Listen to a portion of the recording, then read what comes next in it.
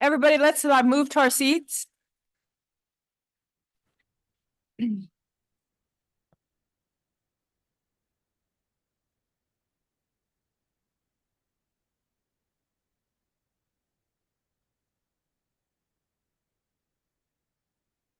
morning, everybody. The January 24th Board of Directors meeting is called to order. First, I'd like to ask our interpreters to explain how to access interpretation. Please go ahead. Good morning. Announcement from the interpreter. To use the interpretation feature, please scroll to the bottom of the Zoom screen where the meeting controls are. Click on the interpretation icon, the world, and select English as your language. If you are joining through the Zoom mobile app, cell phone, tablet, etc., please press the ellipsis, then interpretation, and then choose your language. Finally, click on mute original audio to not hear the original Spanish low in the background. Headsets are available for interpretation. If you're in the meeting room, please check out a headset from the receptionist in the lobby. Aviso por parte del intérprete. Para hacer uso del servicio de interpretación, favor de desplazarse a la parte inferior de la pantalla de Zoom, donde aparecen los controles. Haga clic en el icono de interpretación globo terráqueo y seleccione Spanish, español. Si está utilizando la aplicación móvil de Zoom, celular, tableta, etc., presione los puntos suspensivos, luego interpretación y luego el idioma. Si no desea escuchar el audio original en inglés en el fondo, por favor seleccione Mute Original Audio, silenciar audio original. Contamos con auriculares disponibles para el servicio de interpretación. Si se encuentra en la sala de reunión, favor de pedir auriculares con la recepcionista en el vestíbulo. Gracias. Thank you. Thank you. I'd like to take a moment to acknowledge the land that we call home. The tribal nations of the San Diego region have historically faced injustices. We acknowledge the harmony that existed between the land, nature, and its original peoples, who have since endured displacement, persecution, and systemic oppression. We pay our respect to the unceded territory and homelands of the 18 tribal nations in our region, the most in any county in the United States, from 4 cultural groups, the Kumeyaay Digueño, the Luiseño, the Cupeño, and the Cahuilla. This land has nourished, healed, protected, and embraced them for many generations in a relationship of balance and harmony. As members of the SANDAG community, we acknowledge this legacy. We aspire to learn from Indigenous traditional knowledge and experiences in undoing the injustices of the past. Can you please stand and join me in the flag salute? Ready, begin. I pledge allegiance to the flag of the United States of America and to the republic for which it stands, one nation, under God, indivisible, with liberty and justice for all.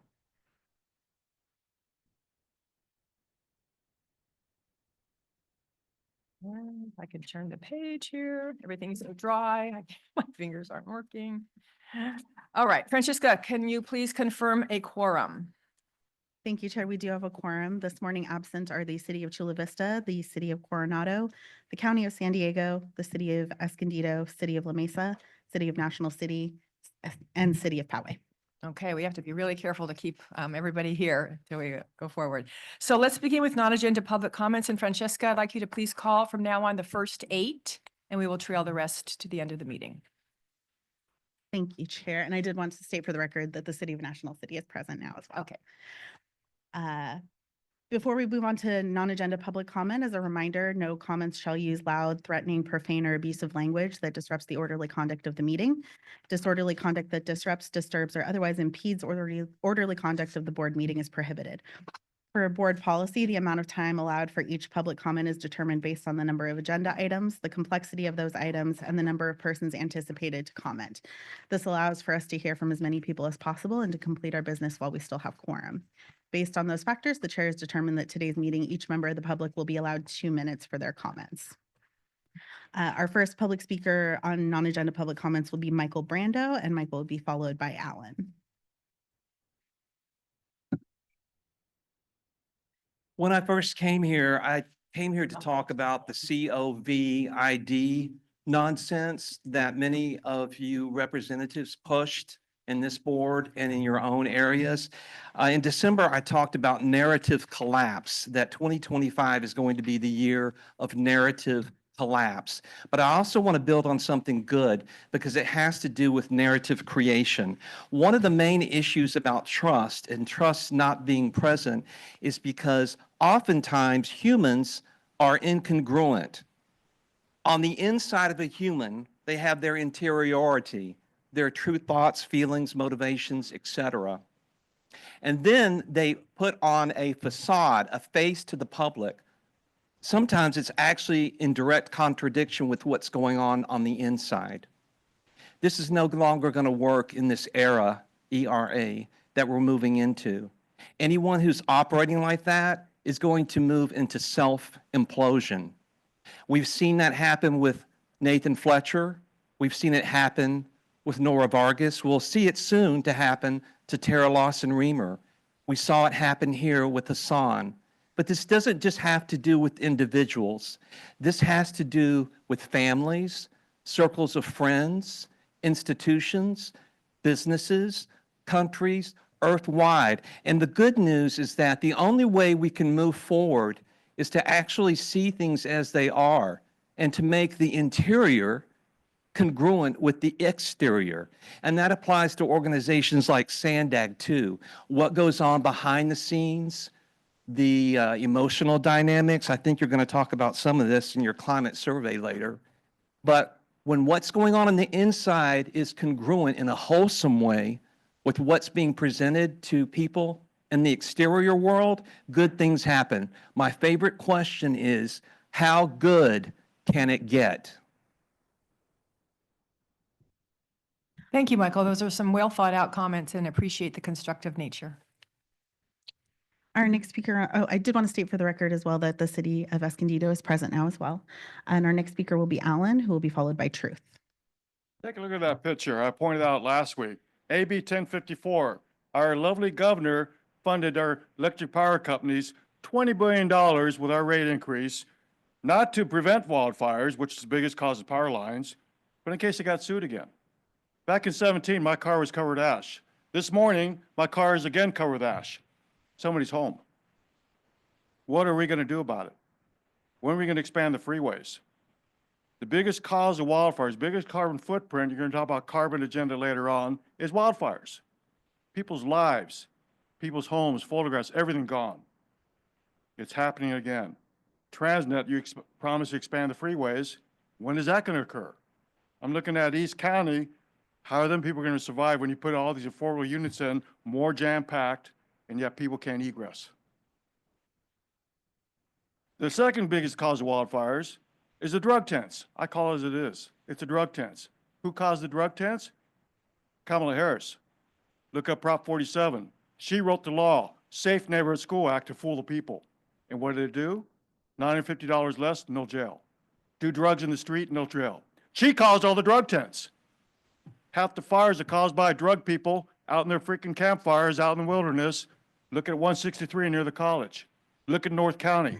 Look at this morning. 0% contained, old type fire, people being evacuated, my city, Chula Vista. It's happening again. When? When are you going to force CARB to force SDG&E bury the power lines? We put a man on the moon in 69, yep, today SDG can't even keep the lights on, flex alert. Make a difference. Force CARB, we've got power here to do that. Force CARB to stop funding these ridiculous EV charge stations that are not Tesla compatible, so they're going to be obsolete, and fund, bury the power lines. I yield back. Thank you. Our next speaker on this item will be Truth, who will be followed by Jack Shue.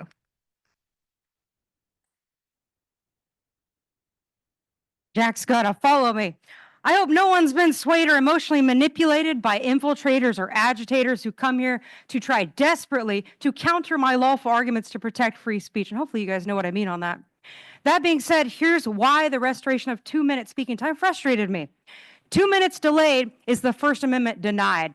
There should have been an apology to the public about past oppressive censorship actions that created distrust, unease, and frustrations. That's what a real leader would have done, Lisa. Instead, it was, we're an arrogant dream team who are blessing you peasants. Sorry, there are no dream teams. There's only individuals who must choose to work together in a humble manner. And though I have respect for Lisa, I felt that SANDAG needed a full clean sweep, not just a dusting off the top. I'm also not happy about 2 minutes because one must know their own worth. I'm worth 3 minutes. That will be the next battle to restore the original speaking time. And FYI, that political theater selection process filled many people with doubt as to whether or not everything was a backroom deal.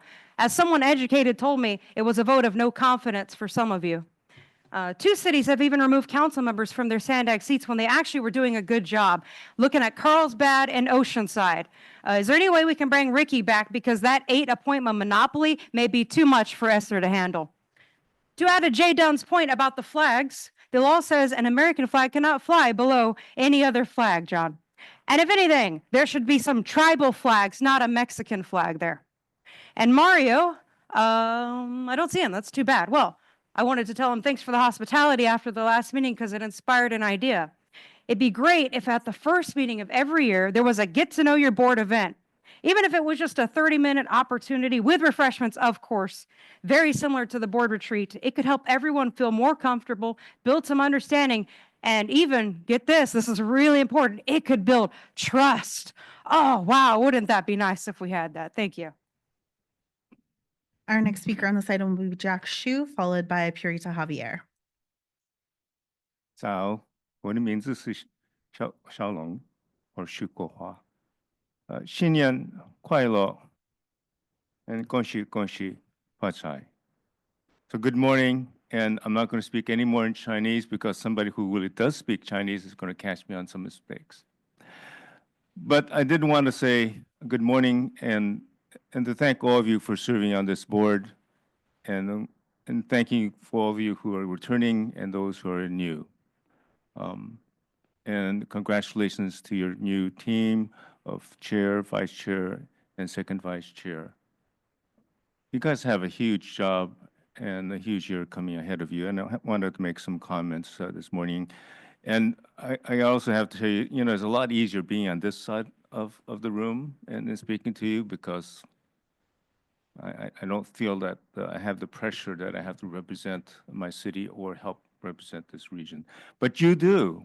So you have a lot more on your backs than I do this morning. I wrote some comments to you in written. I hope you do get to them. And I'm going to summarize some of those things that I wrote to you in my written comments. Last year at this time, we were suffering from a huge rain, unprecedented rain. This year, we have huge drought conditions and and winds. The seasons that we used to have no longer exist.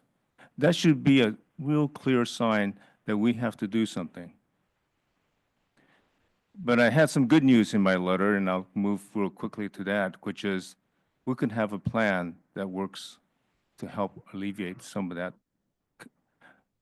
crisis we have dealing with our climate. So I'm going to make some comments later with some other agenda items to really try to help you make a better regional plan this coming year. Thank you. Our next speaker will be Purita Javier, followed by Cesar Javier.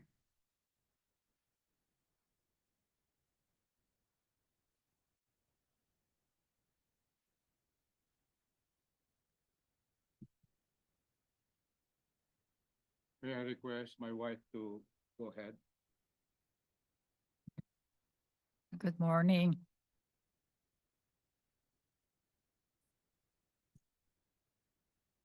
Louder, please. My patient.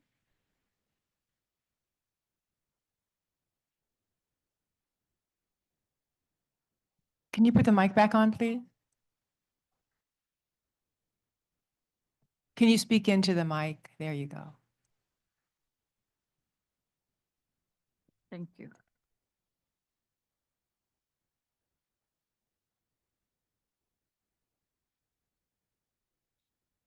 My patient, Purita Javier, requests my documentation in regards to how her surrounding environment affect her health. She continues to have significant anxiety in regards to the possible health effects related to her to air quality around her home.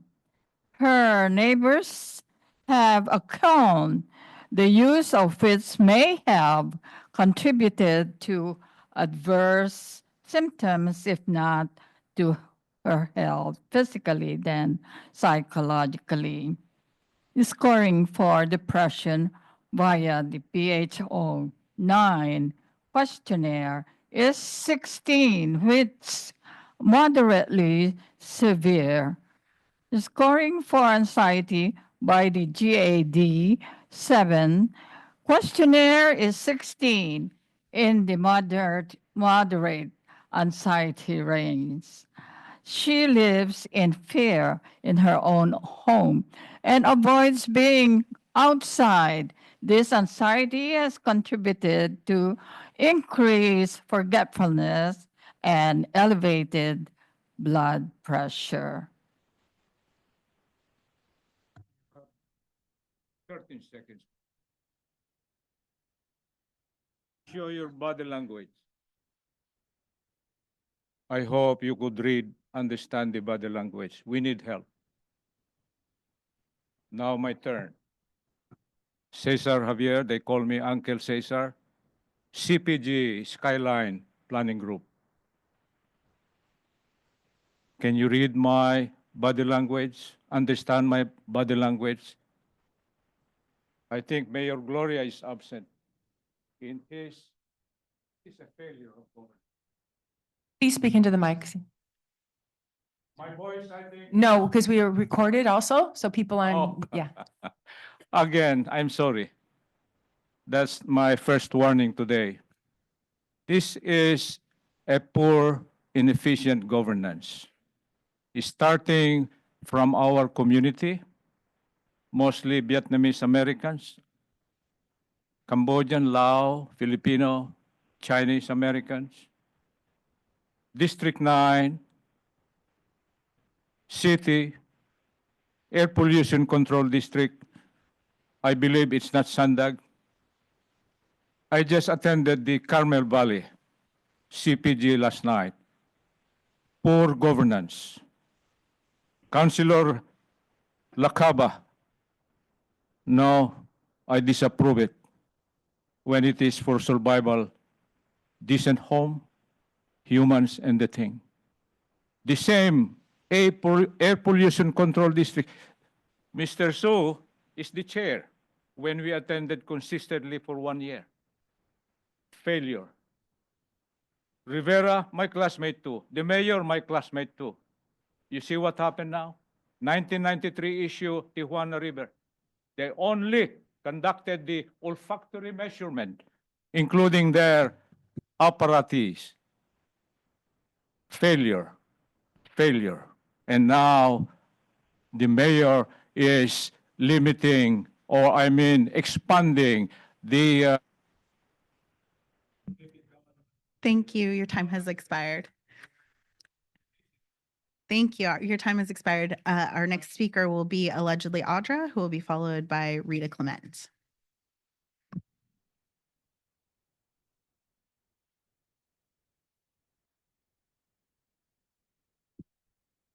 Sure, we can definitely do that. Then we'll go to Rita Clement, who will be followed by Doris Nguyen.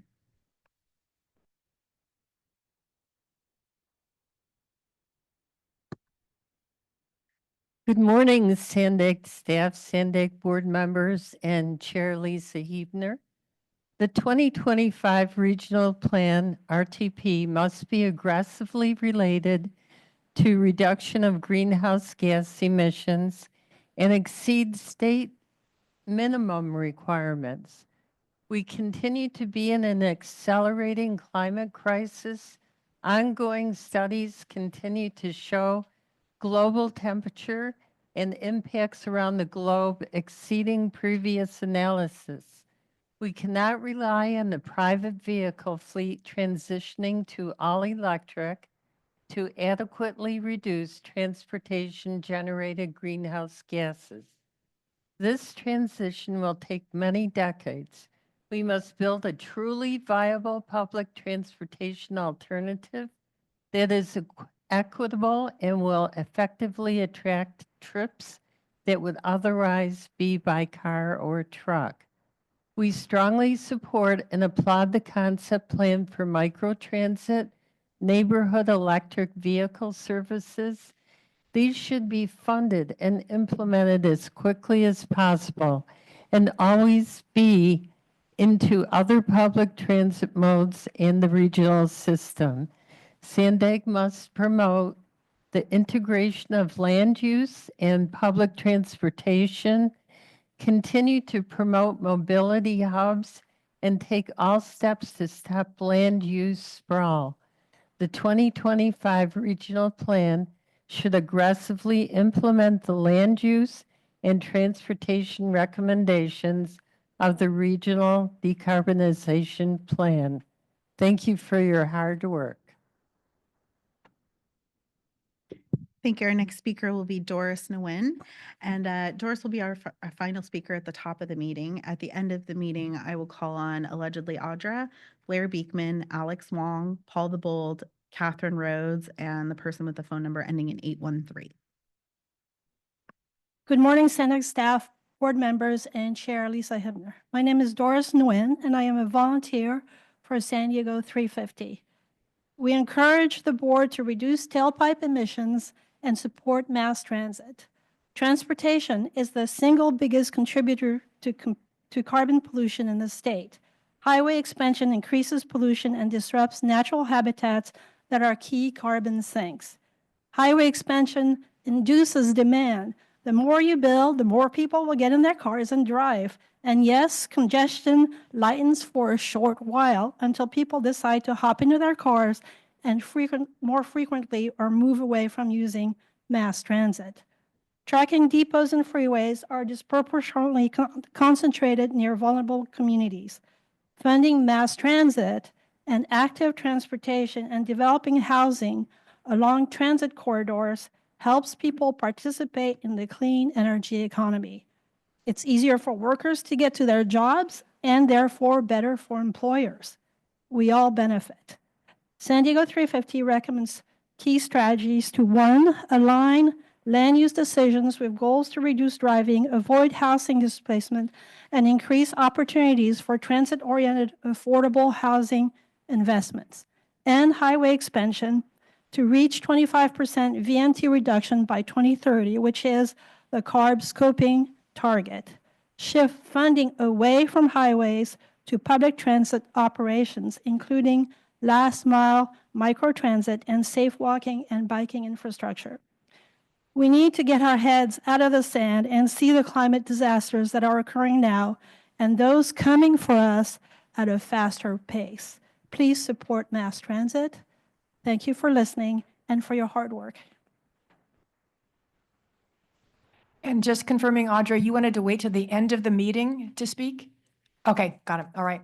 All right, now it's time for board member non-agenda comments. I see the mayor of San Marcos, Mayor Jones. Actually, I pushed that too soon. I'm going to push that for consent. Thank you. Oh, okay. All right. Okay. Firstly, I'd like to take a moment to acknowledge the devastating fires that continue to impact our communities in Southern California. It's a scary time, I think, for all of us, all of our communities. So just stay aware, be prepared, and be prepared also to help when we need to help.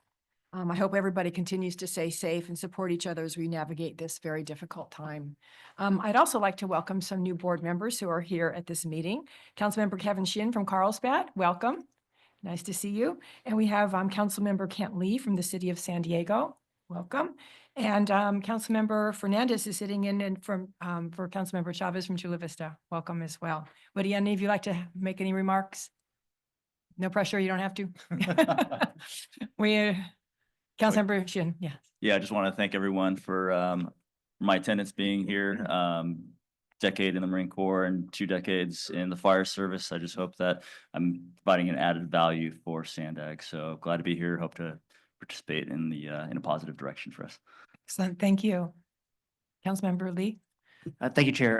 Kent Lee from the City of San Diego, serves as the Council President Pro Tem, also represent the 6th District there. I serve as the first alternate to Mayor Gloria, so you'll see me when the mayor isn't available for the City of San Diego. But I do represent the 6th District, so just to give you a sense, from the 5 in University City all the way out east into portions of Scripps Ranch, and then from Sonora Valley down into the Kearney Mesa Convoy region. So certainly look forward to working with all of you on transportation housing issues here. Thank you. Thank you. Councilmember Fernandez. Thank you. It's my pleasure to be here in place of Councilmember Chavez. As you can imagine, we've been busy all night with the fires on the east side. Again, my name is Cesar Fernandez. I represent District 4 in Chula Vista. This is the most southwest district. You may know it as a district that has the Gaylord Hotel and Convention Center. But again, my mind right now is serving here, but obviously the fires are a big concern for us. And so I got the call about a half an hour ago to attend. It's my pleasure to be here. Sorry for the tardiness. Thank you for your flexibility in being here. All right. I'd like to direct your attention also to a document that we all found at our places titled Nonprofit and Government Entity Relationship Disclosure that has been preset at your seats. Please read the document and follow the QR code to complete the linked questionnaire. The information collected is important for SANDAG to assist board members in avoiding conflicts of interest with respect to the grants and SANDAG awards. Finally, I'd like to remind everyone that a new board meeting has been scheduled for Friday, January 31st at 9 a.m. And then a sneak peek, what we're planning on doing is adding an extra board meeting at 9 a.m. and on all of the 5th Fridays, except for August. So the next one will be in the 5th Friday in May. And then the following one will be the 5th Friday in October. We are hoping that we'll be able to manage the agenda that way. If it comes necessary to add a 3rd board meeting during the month, from time to time, we'll do that and give board members as much notice as possible. Also, my goal for today is to conclude at 12:30, and my intention for all of the other meetings that this will be noticed as concluding at 12:30. So we're really going to have to be mindful when we get around to noon what the agenda items are, what we have to say, and there will be a procedure that our attorney will explain to us at the next meeting should we get close to wondering if we're wanting to stay or not or extend the meeting.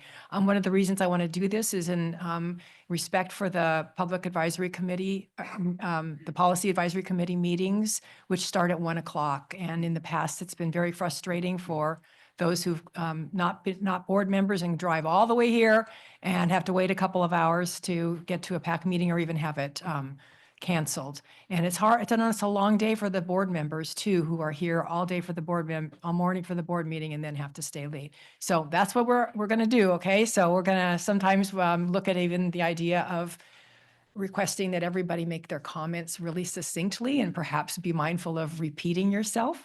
So we'll get to that when we need to. Hopefully we won't need to. All right. We'll now move on to the consent agenda. Mayor Jones. Thank you so much, Chair. I'd like to. Oh, excuse me. I'm sorry. Sorry. I forgot I have to turn it over to Antoinette right now for Oh, Mario. sorry. Okay. We keep putting you on hold. We'll get there. Thank you, Chair. Good morning, all. Antoinette Meyer, I'm your planning director, and I'm covering for Mario today, who is under an evacuation warning. So we wish him well, and I also hope that all of you, your communities, your loved ones stay safe during these very scary times. I have a handful of updates for you today. First off, you can see that the move is well underway. We're packing up and getting ready to relocate to West, and the construction is moving along as expected. To really facilitate this transition, we are going to be having staff convert to remote work for a period of time starting February 10th, and we expect that to last about a month or so until we're able to move into the new building. This space will continue to be open, though, for your meetings, for our working group meetings, for PAC meetings, and of course open for members of the public as well. We are continuing on the transition to the new back office system, and we are on track for the July go live date that we committed to. We are starting to migrate data. We're doing system testing. That's really the focus over the next few months, and we'll keep you posted as we proceed with that if any issues come up along the way. There were several presidential actions taken this week under the new administration, so we're reviewing those to determine if there are any impacts to the agency, to our projects, to our funding. We're also going to be going to DC soon to learn more, so we'll keep you all up to date and informed as we discover more. Some of us attended the port swearing in last week, and I wanted to congratulate the port on a successful ceremony. It was nice to see so many of you there. It was a really lovely event. Congratulations to our MTS partners. They're launching a new bus route. It's an overnight express route called the 910, starting January 26th. This will operate during the hours when the Blue Line does not operate. So it'll provide a connection for those employees that work different shifts. And it's a really important service for the region to have. As you know, the Blue Line is at capacity, and there's a lot of demand for people who cross the border, live in the border region, and come downtown for work. We are working on the budget for next fiscal year. It'll be coming to you soon. And as part of that process, we're really continuing to look at all of the projects. We have more than 200 and evaluating them based on the resources that we have available, being really realistic about what the agency can do with limited resources. And we're working with the chair to organize and plan several discussions with you over the next few months about what this means and what the priorities are for the agency. And this will include an important update on February 14th about the Transnet and TDA revenue projections. Your last meeting, the focus was very much on Otay Mesa East, and wanted to announce that we've signed the federal project agreement with Caltrans, the GSA, and CBP. This allows us to award the construction contract and continue negotiations of the donation acceptance agreement. And as a reminder, that will allow SANDAG and Caltrans to gift the OME facility to the federal government and begin construction. The regional plan, 2025 is the year that we adopt or ask you to adopt a new regional plan, and we are working hard to get the draft plan ready. We expect to release the draft for public comment in May, but before then, we want to come back and do another round of outreach with the working groups, policy advisory committees, and of course you, the board, and we're starting that process in February. So we'll have a joint working group meeting on February 13th. Because there are so many working group members, we're going to be holding that at the library downtown. We don't have enough room in the space for that. And then a joint PAC meeting on February 21st, and that'll be at Caltrans, again, because we don't have the space here to accommodate that meeting. And then later this spring, we will bring it to the board. We'll also have the cost and revenue numbers, any changes to the network that have been made since the last time you saw the regional plan. And we'll give you an update on our continued negotiations with ARB on our technical methodology. We are very close to getting their approval. I have a meeting with them next week, and I'm hopeful we will get that approval from them. But we are still continuing to coordinate with them around our technical methodology. The LOSAN VA study report is going to be released in a couple of weeks. This was a technical process, and the next opportunity for public feedback really is going to be when the board considers the findings of the report and if we release a new NOP for this project. So it's important that we follow this process, and we'll be bringing that to the board next month. At the last Transportation Committee meeting, we did an introduction to the 6 rapid routes that we are kicking off planning for. And one of those rapid routes is what we call a Rapid Bus 277. This will serve the community of Ramona and connect Ramona to the transit network at Sabre Springs. Really excited about this project. And we're going to be having a public information meeting next week and releasing a 6-week survey for public input. So appreciate your help getting the word out about both that meeting and the survey. And this is one of 6 rapid routes, as I mentioned, so we'll be doing a similar process for all of those rapids. Wanted to keep you informed on construction updates and closures. So the Eastern Hillcrest Bikeway activities are ramping up.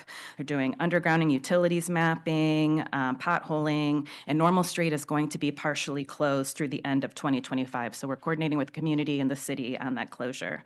Also, Border to Bayshore Bikeway construction is ongoing. LOSAN Rail Line will be closed this weekend for the second absolute work window this month for work on Delmar Bluffs 5 and Bataguitos. So we really appreciate the patience of the public during these construction periods. And that concludes my updates. Thank you, Chair. Very good. Thank you. Mayor Jones, on to consent. We really are going to do this. Are we sure? Yes, we're sure. I'm just kidding. Okay, well, I would move to approve all but item number 3.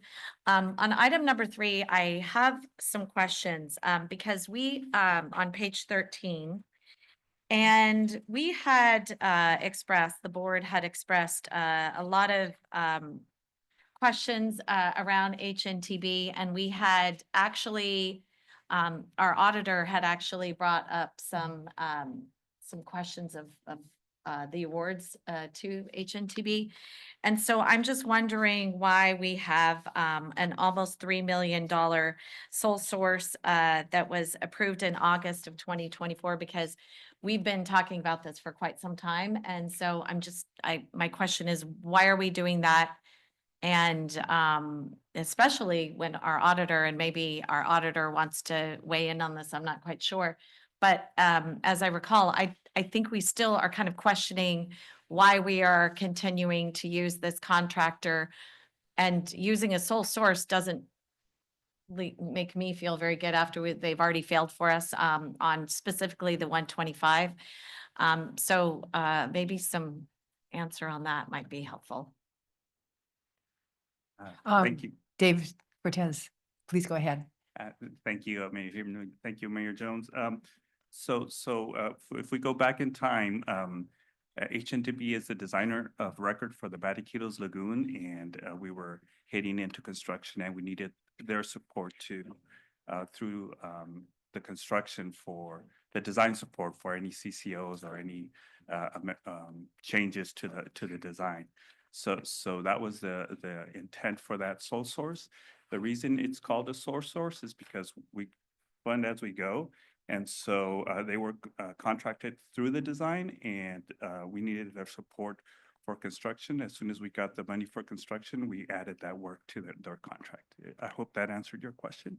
So yes and no. I understand what you're saying. However, I doubt I'm the only one that is feeling this way, but almost $3 million for design changes for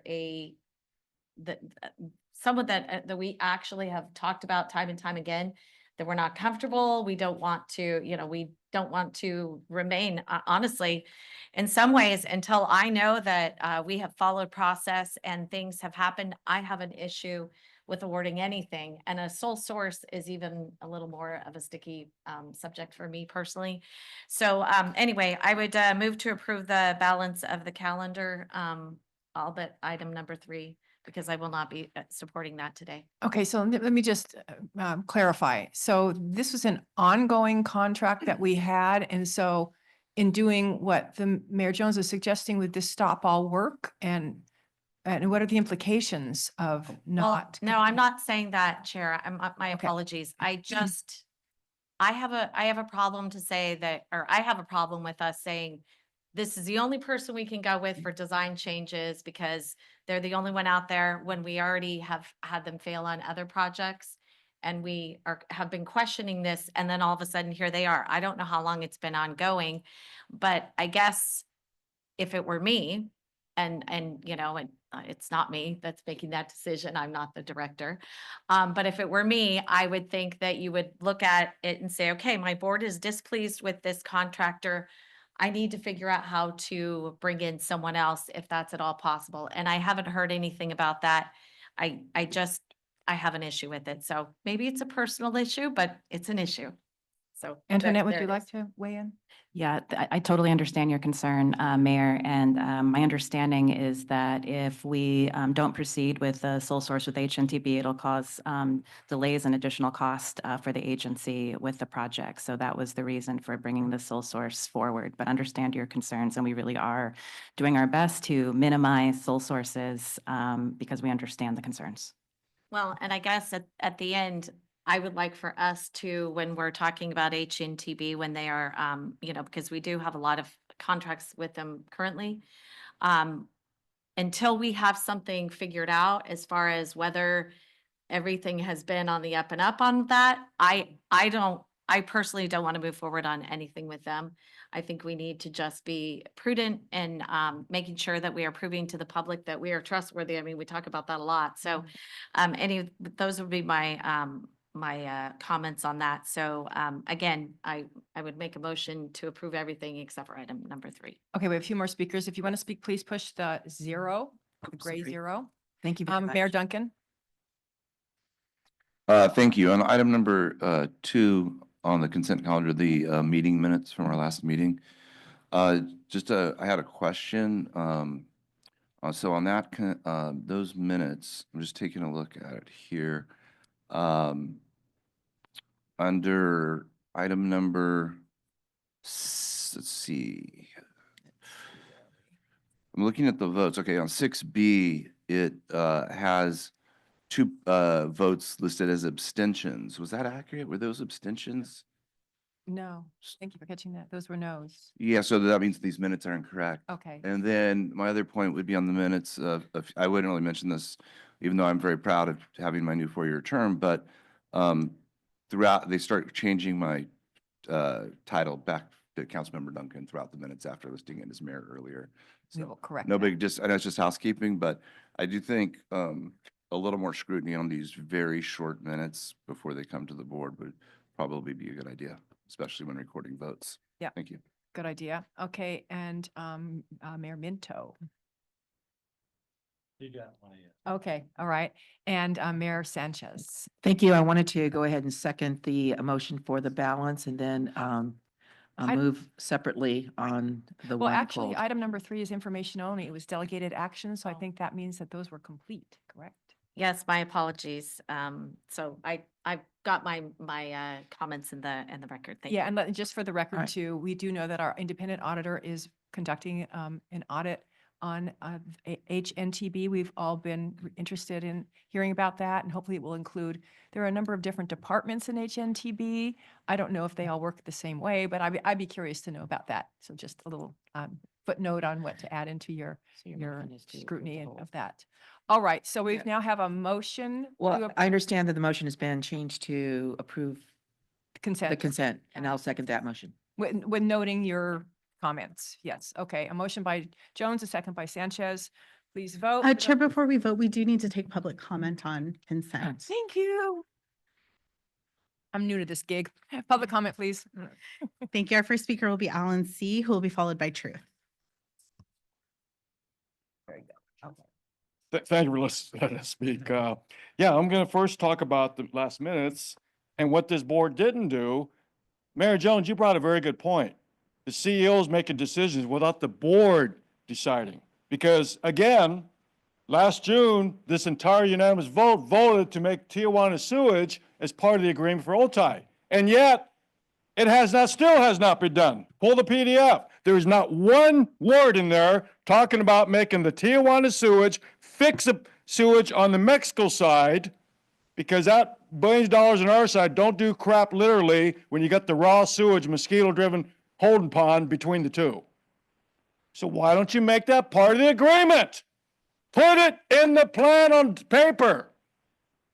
Acting CEO, get Mario, put the fire up, and they'll say, oh, we're going to just talk about it. Well, the board unanimously said, we're going to do something about it. Our beach has been shut down over a year in IB. Do something about that. All right, concerning, let's go to item 6, loss on track.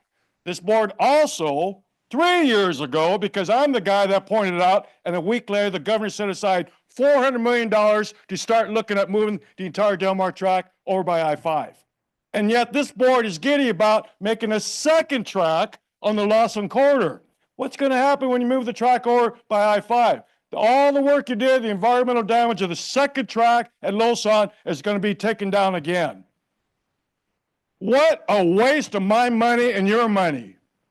Stop the construction of Lawson corridor track, move the Del Mar track, because people's lives are in danger. And as Mayor Duncan, back when he was council, and I think a couple other people pointed out, move the entire corridor from Solana Beach all the way down, moved by I-5. Because you're not going to win putting a tunnel under billion-dollar homes in La Jolla. They ain't going to buy that. It ain't going to happen. Stop wasting money on Lawson. What are you guys doing? It's going to be eventually moved. Why would you put a second tier in? What a freaking waste of money. So consider all. Thank you. Our next speaker will be Truth, followed by allegedly Audra. All right, item 2, credit to Jay Dunn. He's on it today. And second, Vice Chair Lisa called the meeting to order because everybody else abandoned ship. I'm glad the minutes have bare minimum details because I walked out of the meeting many times. I'm actually allergic to political theater. I see Jack and Patricia voted against Minto. That's interesting. And 7 reps were absent for the OME toll. What a disgrace. And to re-emphasize Robin Joy's point, there's again 0 representation for the unincorporated communities. That says everything anybody needs to know about that board. Item 3, I appreciate the sole source monopoly contract update list, the $3 million to HNTB. Again, no Mario here to answer questions. Another approval with the answer, but we have to. It's personal to everyone who pays taxes. And it doesn't matter if all of HNTB works the same way or not. They don't deserve a dime. That's the point. And $150,000 for bike lockers. Can we get some data on whether or not these are actually being used? Because I've never seen a bike in any locker in any city. And why are there contracts for $0? Item 4, Transportation Committee about the Purple Line. Would make more sense to connect the underserved communities along the 805 or the 125 following the 15, rather than providing more service to already served communities like National City and UTC. Also concerning is the concept of tunneling in neighborhoods that have suffered serious flooding issues. Item 5, why is another meeting needed? Is this to make the meeting shorter? Why can't you guys just talk less? Item 6, 7.6 million for 35 projects, 20 or 57% of which are bike lanes. Item 7, this program has given over 2.5 million to one company who's provided 13,000 trips. That means each trip is costing $194 on average. I understand labor costs, but that's crazy. Why would FACT be recommended to get 100% of the money? Didn't we already go over not having a monopoly on grants? NCTD's and CARE's qualitative and quantitative scores were comparable, yet have been offered $0. Why? Based on the scores, NCTD should be given a chance. They just introduced their microtransit. Thank you. Our next speaker will be allegedly Audra, followed by Arun Prem.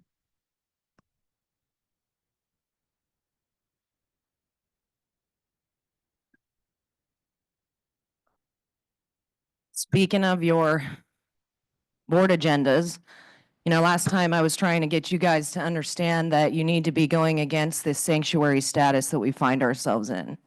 As you're going to be going to Washington and talking about the things that are coming into play, it would behoove you guys to heed accordingly and stop aiding and abetting and incentivizing people who are set to be deported to come here through the services that are offered in this county and different cities around the county.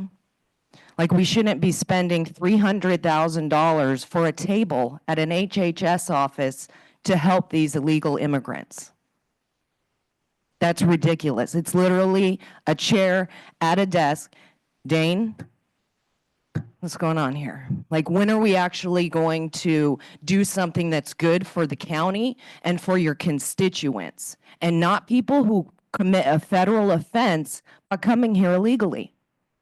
Because you're actually doing harm to those people by incentivizing them to come when they're going to be deported. It would behoove you to ask them to self-deport, because if you want them to be here, at least they'll have an opportunity to come back legally. But it's ridiculous that we sit here and we have entities that are going to go against the Trump administration spending our money to fight it. You guys are supposed to represent the people here in San Diego, and you're doing a disservice by putting illegals over the people. And so at some point, you're going to have to make a decision. Huntington Beach has already said we're a non-sanctuary. So if you want the federal government to come in here, keep going, and they'll round you guys up. Otherwise, course correct, because you are doing a disservice to us. Our next speaker will be Arun Prem, followed by Cesar Javier. Good morning.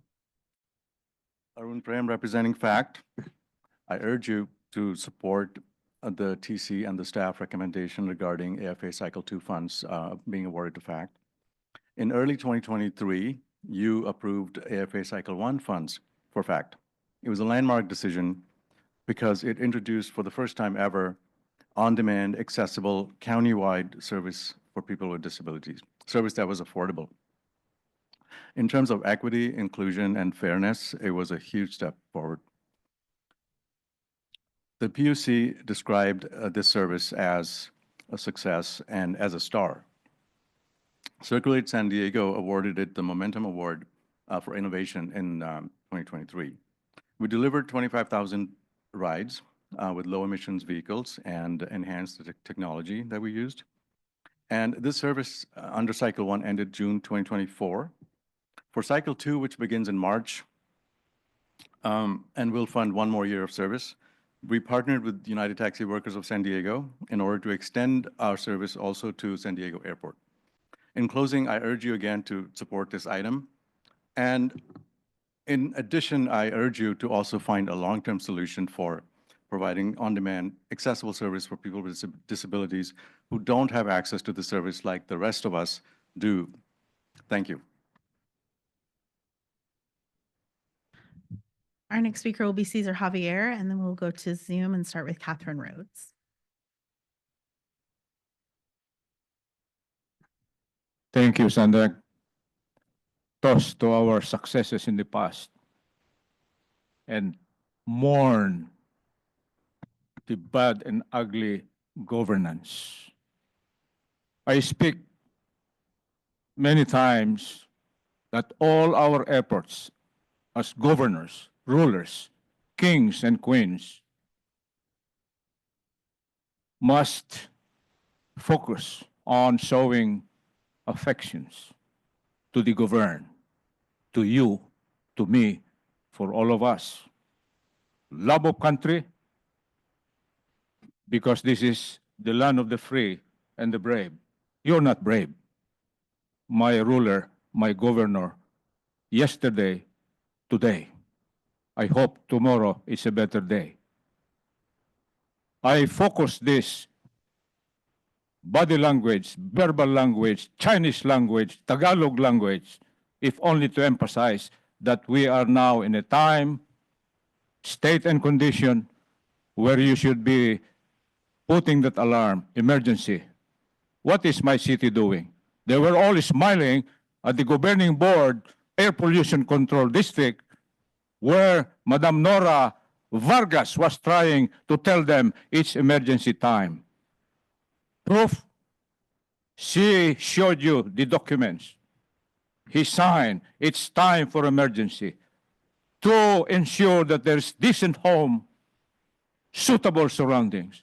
And what have you done, Philosopher Lacaba? What have you done, Professor Lanius, Committee Chair, City of San Diego? I do not know the lead agency on land pollution. I do not know the lead agency on ocean water pollution. Who are this lead agency? They are hiding. Their front is the air pollution permit. Thank you. Your time has expired. Our next speaker will be Catherine Rhodes. You can go ahead. Wonderful. Thank you. And thank you to Mayor Rebecca Jones. Thank you for those comments. And I sure hope you become a county supervisor because you read everything. And so we really need you. Thank you for all you do. I want to talk about item 6, the approval solicitation for engineering design review and quality assurance for capital projects. And, you know, some of the projects that are missing on page 36, you're missing the airport connectivity project and SANDAG's headquarters and MTS bus stopover. And then I wanted to talk about, you know, my now 20-year seismic concerns. You know, after 20 years, it's creepy. You guys went from bad to horrible to, you know, unspeakable. But now the issue is just creepy. It has to do with your audit committee, everybody at SANDAG, the board, every single person at the board, including a civil engineer, Joe LaCava, that should know better about this. So anyway, you guys want to spend money for engineering design review and quality assurance. Remember, you had to pay $80 million extra when I forced you guys to do seismic testing for the trolley to UTC. And so anyway, you know, instead of spending money on this, you could actually do what I asked you to do in the audit, which is get the free seismic guidance from Caltrans Technical Advisory Panel. They'll give you all the things that you need. And then and so I want you guys to actually solve my seismic concerns. 20 years. It's very creepy. Please do something and don't ignore it. Thank you. Our next speaker will be Blair Beekman, who will be followed by Paul the Bold. Hi, thank you. Blair Beekman. Thanks for the previous public comment. That was very much needed. Thanks to everyone's public comment today and for the meeting today. I'm sorry for all the fire issues that are going on currently. To comment on the meeting minutes, got a cough, from January 10th. There was a few items about Otay Mesa issues. Really good luck on the future of the purple line that you talked about last week. Tunneling ideas seem to be of help with eminent domain issues. I just worry about the optics and safety a bit of tunneling from the border. I don't know, just a question. Nice comments were made about the purple line. Why doesn't it travel possibly more up to 15? Hopefully that can be a more open public discussion. I'm interested also in the future of toll issues at Otay Mesa and the technology involved. And I think the technology between Mexico and yourselves, I think you can come to some interesting, good agreements and set a really good course on how to better talk about eventual sewer issues. Good luck on those efforts. I think tech accountability can be, Mexico has really good practices in tech accountability that I think you can share some good things. Good luck in those efforts. You also have an item on the consent today about ethic committee reporting for climate issues. A real sadness about what's going on with the fire issues. I tried to mention, in the craziness and excitement of what's going on in LA, that we could offer our best practices here in San Diego and not fall into the trap of going crazy ourselves.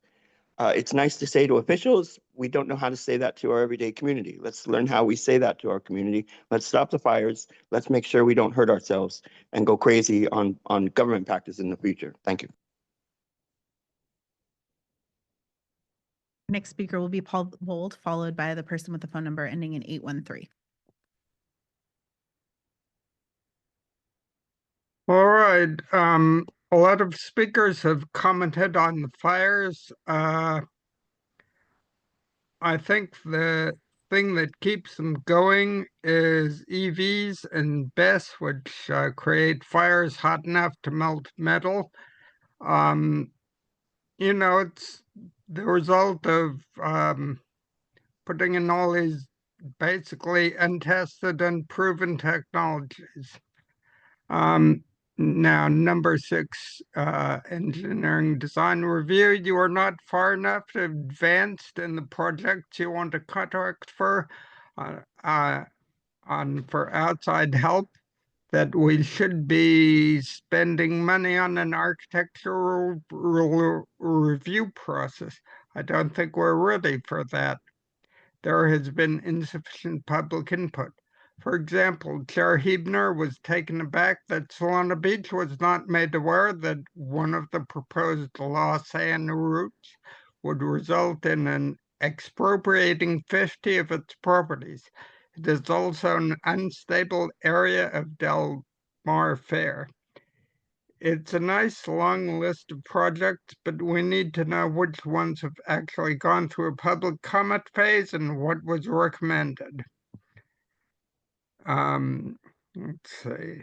Then I was going to speak on 7, the Access for All. Access for All funding recommendation seems to be to put all the money on facts, even though NCTD and Charitable Adult Rights and Services both had nearly identical qualitative and application scores and requested money. This is a big county. I do not think that all of the money should go to one vendor, but it is good to have several regional vendors. Thank you. Our final speaker on this item will be the person with the phone number ending in 813.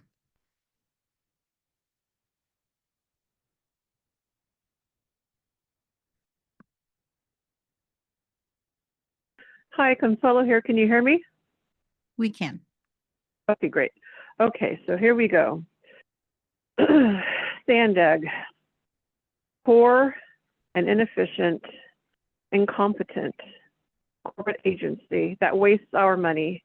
We, you, me, we continue contributing to this failed agency that was implemented only to push the United Nations agenda for the 21st century that is already actually here.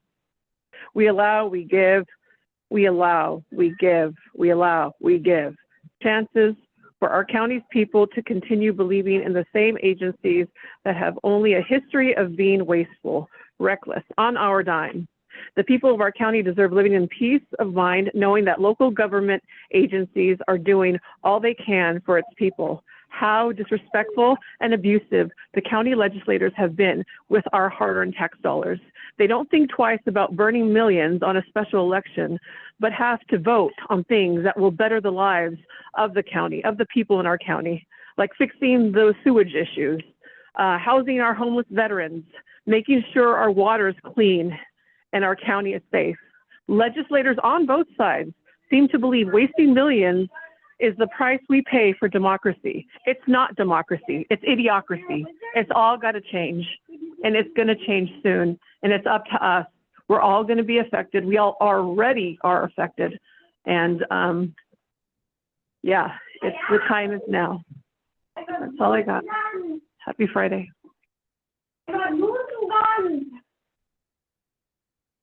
That was the last speaker.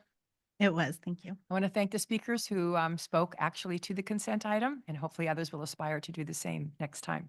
All right, if no further discussion, we have a motion by Jones, a second by Sanchez, including the minutes as corrected. Please vote. And for those of you who are new, 1 means yes, 2 means no, and 3 means abstain.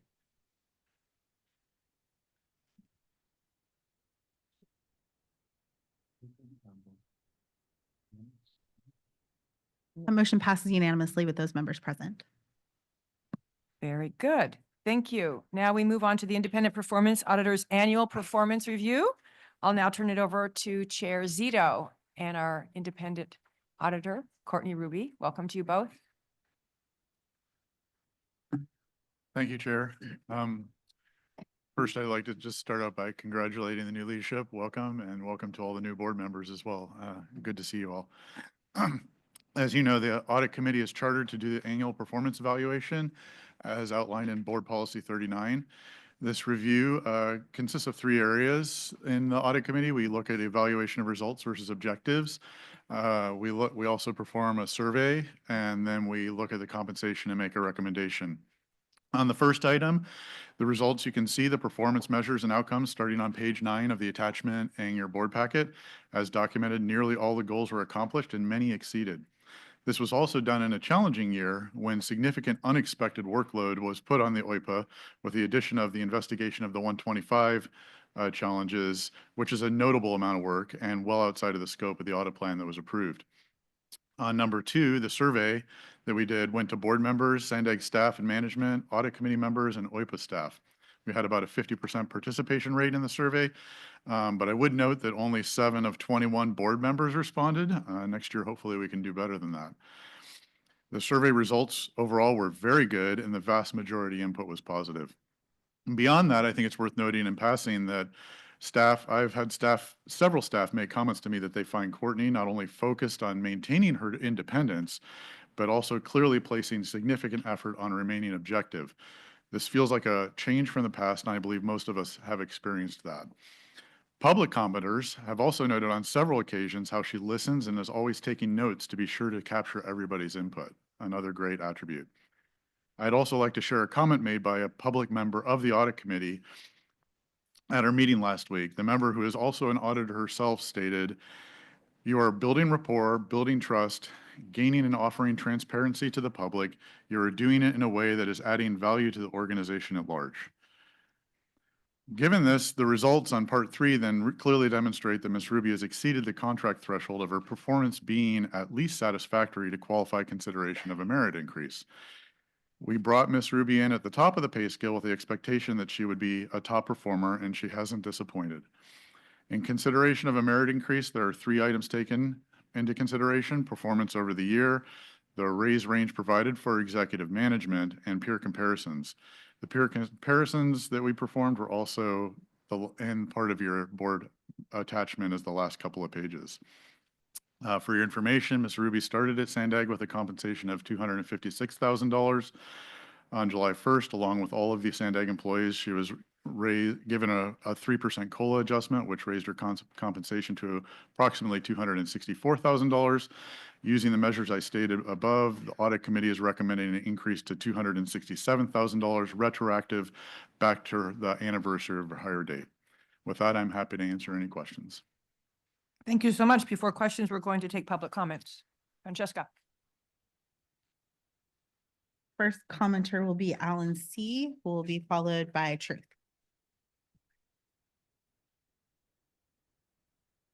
Oh, yeah, thank you, pointing out.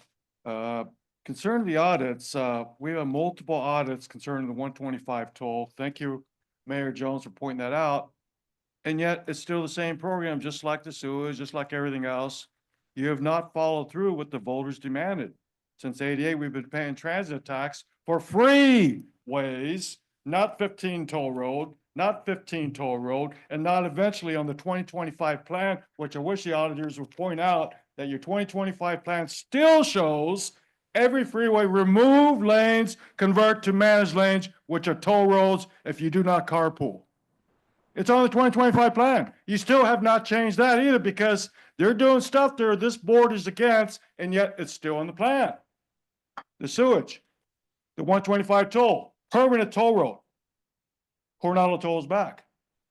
Not only Coronado, but every damn freeway.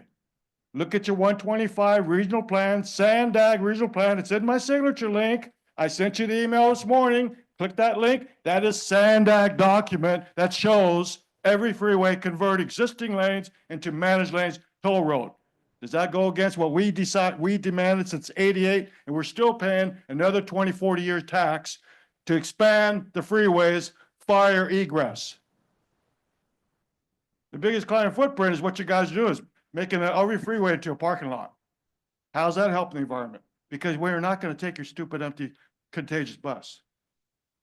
Nobody's going to sit at the bus stop 2 o'clock in the morning waiting. My daughter will never take that. I got her a used car so she don't take that bus and endanger her life. Start changing it around because you got the 2045, they're talking about EVs only. Will that happen? Well, guess what? You need to expand the freeways now to make that happen. I yield back. Our next speaker will be Truth, followed by allegedly Audra.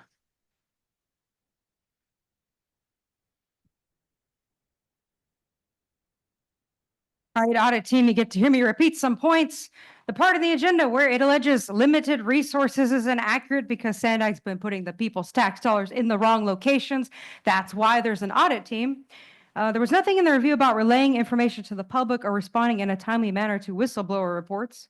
And unless it's part of the 2 unplanned additional 125 investigations mentioned on page 58, what was not addressed in the results or investigations looking into what past board members knew about the 125 toll fiasco, and specifically what they knew about the company Eton and its publicly known record of failed timelines and or delivery on projects.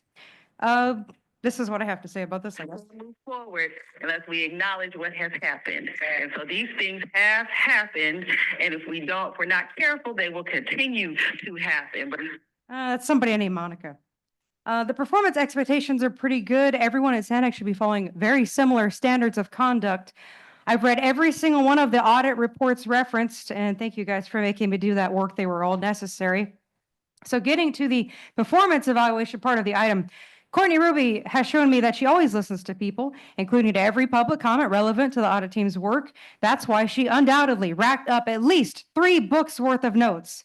She seems to readily accept feedback and seems to keep pretty good relationships with everybody on the board. My only critique was to try to connect more if possible, if needed. At the last audit committee, I gave Courtney an A letter grade for excellence. But just like for Mario, I'm going to modify my previous judgment. I'm now giving an A- as an incentive to continue to improve. And I'm always consistent on compensation. Just because someone does a good job doesn't mean they deserve more money. They deserve something worth much more, as she knows. Much respect. And lastly, an inside joke. Thanks for all the media reports. Usually I expect anything with Zito to be cheesy, which is okay because that's my protein of choice. Thank you. Our next speaker will be allegedly Audra, followed by Cesar Javier.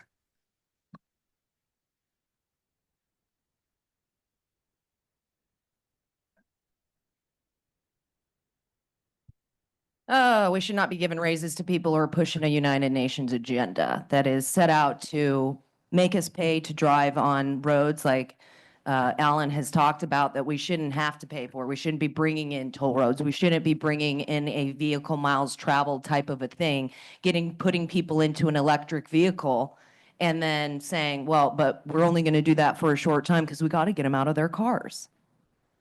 It's all based off of propaganda, and you guys don't listen to the people. You will actually listen to the United Nations and be like, we're going to implement this, even if the people don't want it, even if it's detrimental to their health. All of your green infrastructure emits crazy amounts of radiation that nobody wants to look at, right? It's like, why would we do that? You know, we just have to push it, and we have to use the people's money to do it, to put them in a 15-minute city. So that's why there's fires right now, because they want to put in smart cities in these areas. And it's like, are we going to burn down too so that you guys can do that? Is that why there's all these fires in San Diego? So that you can implement what you want, right? When the people don't want it, you bring it in anyway. Look at Maui. They haven't even rebuilt. All these people's native land, they wanted to preserve, and it was taken from them. And that's the kind of stuff that you guys and all these public officials or servants are doing. And it's sad because it's like you're actually doing it to yourself too. So it'll be interesting when you're in your own 15-minute city having to pay a fee just to go see your family. And you think that I'm crazy, that's fine. But that's what you're doing. And if you don't understand that that's what you're doing, then you're not educating yourself enough for the agenda that you're actually pushing. And it's sad because we shouldn't have to tell you that. But you don't want to listen, you're going to do it anyway. And again, you're going to be screwing yourselves over in the process, and your family members and the people that you supposedly love. So you need to stop doing that. I think our next speaker will be Paul the Bold, or I'm sorry, Cesar Javier, who will be followed by Paul the Bold.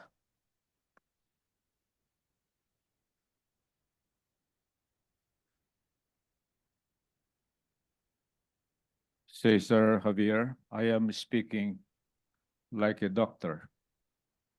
My wife called me conductor. This is my diagnosis as far as the audit performance achievement or accomplishment. Thank you for the honest and wise presentation. This is a very critical system in the physical body of a city. This is the antibiotic. This is the bile that absorbs toxicity within the city's body. I see in my input the faces of my leadership, Mayor Tad Gloria, who is absent. Congratulations, those who are brave political leaders in their respective jurisdiction, particularly Carlsbad, particularly Coronado. Congratulations. I would like to see also the physical body of Chula Vista, whom I believe the leadership would be fit to the vacated jurisdictional political unit of Madam Nora Vargas. I'm sorry, Mr. Mayor Targloria, you do not conform with the audit assessment of SANDAG. And also, pardon me, but my classmate, where is Sue? My classmate at Air Pollution Control District. My classmate, land use. My classmate, environmental. My finger is the representation of my intellectual capacity. Audit, I'm sorry. Please continue digging up the physical dimension of the body, particularly the brain and the heart. We do not have heart because when Mayor Gloria said, sorry for LA crisis. Hugh, your time has expired. Our next speaker will be Paul the Bold. Paul, you can go ahead.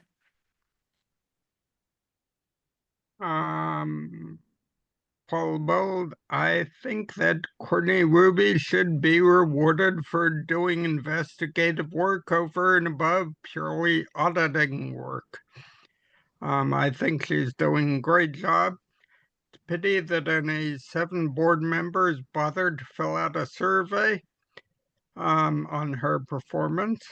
And it's a shame that there are so many incomplete audit recommendations, but you know, that's not her fault. And the last speaker I noticed referred to the physical body, and may I just add that given the heat generated by all these Los Angeles wildfires because of BESS and EV, and lithium burns at really, really high temperature. Good luck finding those bodies. Thanks.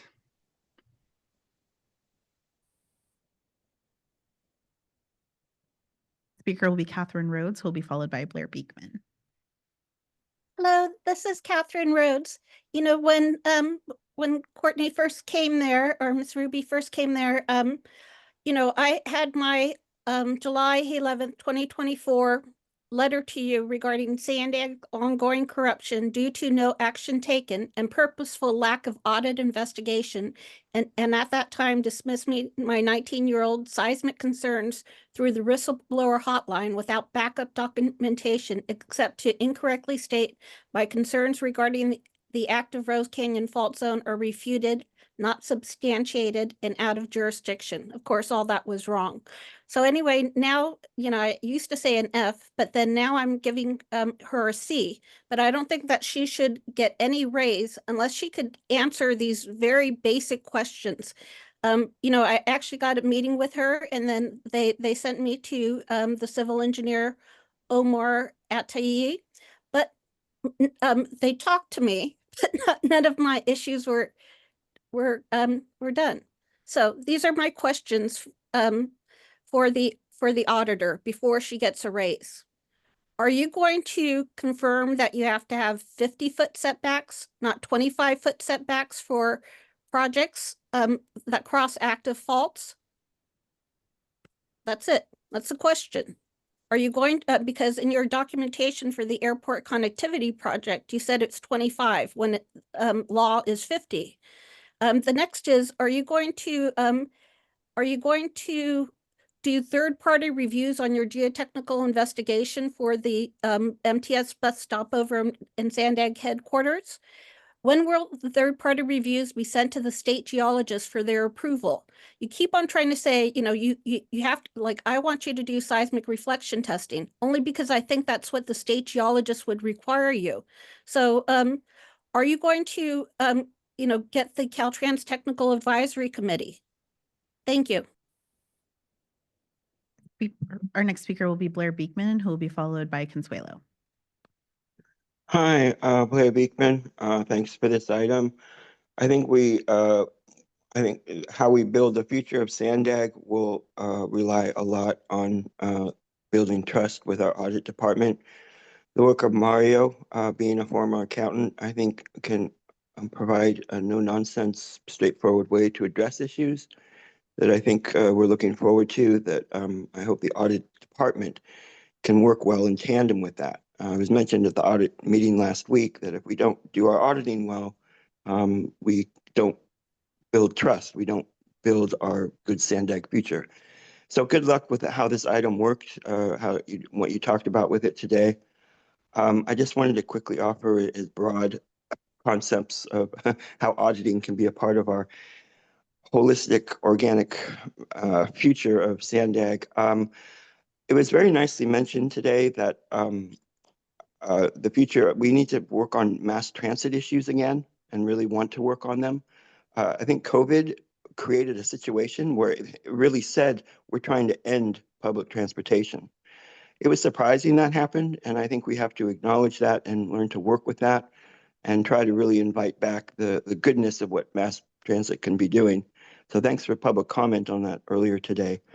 And to quickly offer, I think we're really going to miss Nora, who she had a direct line talking with UN people. And for her to be talking with UN people and then talking with everyday people here, that was an important connection we're losing. So I hope we can work on that and really build relationships with the UN and really make clear our grievances and our points of view and work towards our local best practices. That's the goal of UN efforts that I hope we can work together here at the local level to acknowledge and manage. Thank you.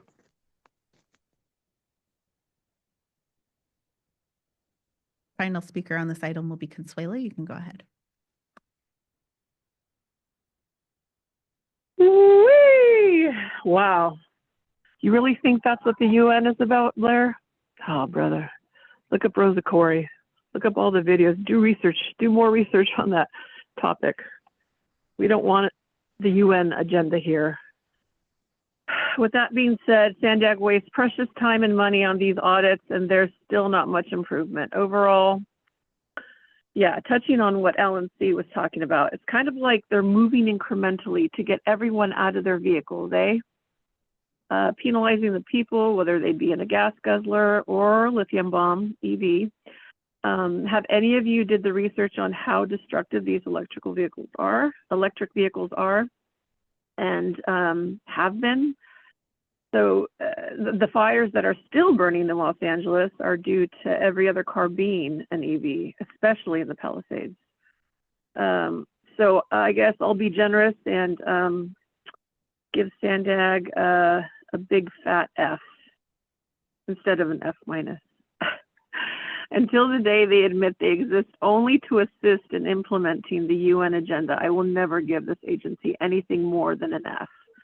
An F on transparency, an F on being, an A, actually, A plus on being wasteful and reckless. And yeah, Blair, again, I encourage you, brother, start doing a little bit more in-depth research on what, in fact, the UN has planned for us. It's been years in the making, and that's a tough pill. Again, happy Friday. That's the public comments. Very good. Thank you. We're now on to member discussion. First up is Mayor Costerling. Yes. So I really want to thank Courtney. This board hired Courtney Ruby, to remind the people who are new here, very recently. And you stepped into a tough position with utter professionalism. And I wanted to just give you a few adjectives from my perspective. I would review you as highly professional, clear, responsive, constructive, productive. And a few nouns, you have brought leadership, objectivity, and independent oversight to our board at a magnificent level. And I support the recommendations of our audit committee. Thank you. Would that be a motion? Yes, that's a motion. Okay, very good. Councilmember Melendez, would you like to second that and then make your comments? Yes, I'll second that. Thank Thank you. you. I also wanted to just review for a moment. Could you move your mic a little closer? These are different ones, it seems. Okay. The 2024 SANDAG Ethical Climate Survey. That's coming next. Oh, I thought it was connected in our same packet. I'll save my comment then in All a right, second. very good. Thank you. All right, very good. Councilmember Molina. Thank you. Yes, my comments were related to the ethical survey. Okay, then we'll wait. I will withhold. Thank you. Yes, okay, very good. I see nobody else on the board. We have a motion and a second. Please vote to approve the adjustment in salary.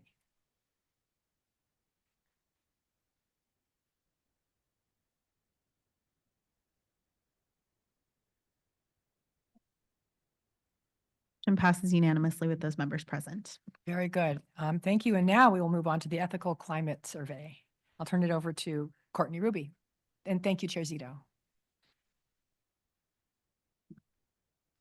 Good morning. I'm Courtney Ruby. I'm the Independent Performance Auditor. It's an honor to be in front of you today, and I look forward to meeting the new members.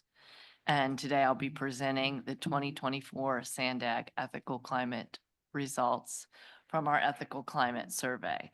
The survey was conducted in November we put the survey out to the staff, and then we tabulated the results in December and prepared the report in January. Oh, may I borrow that?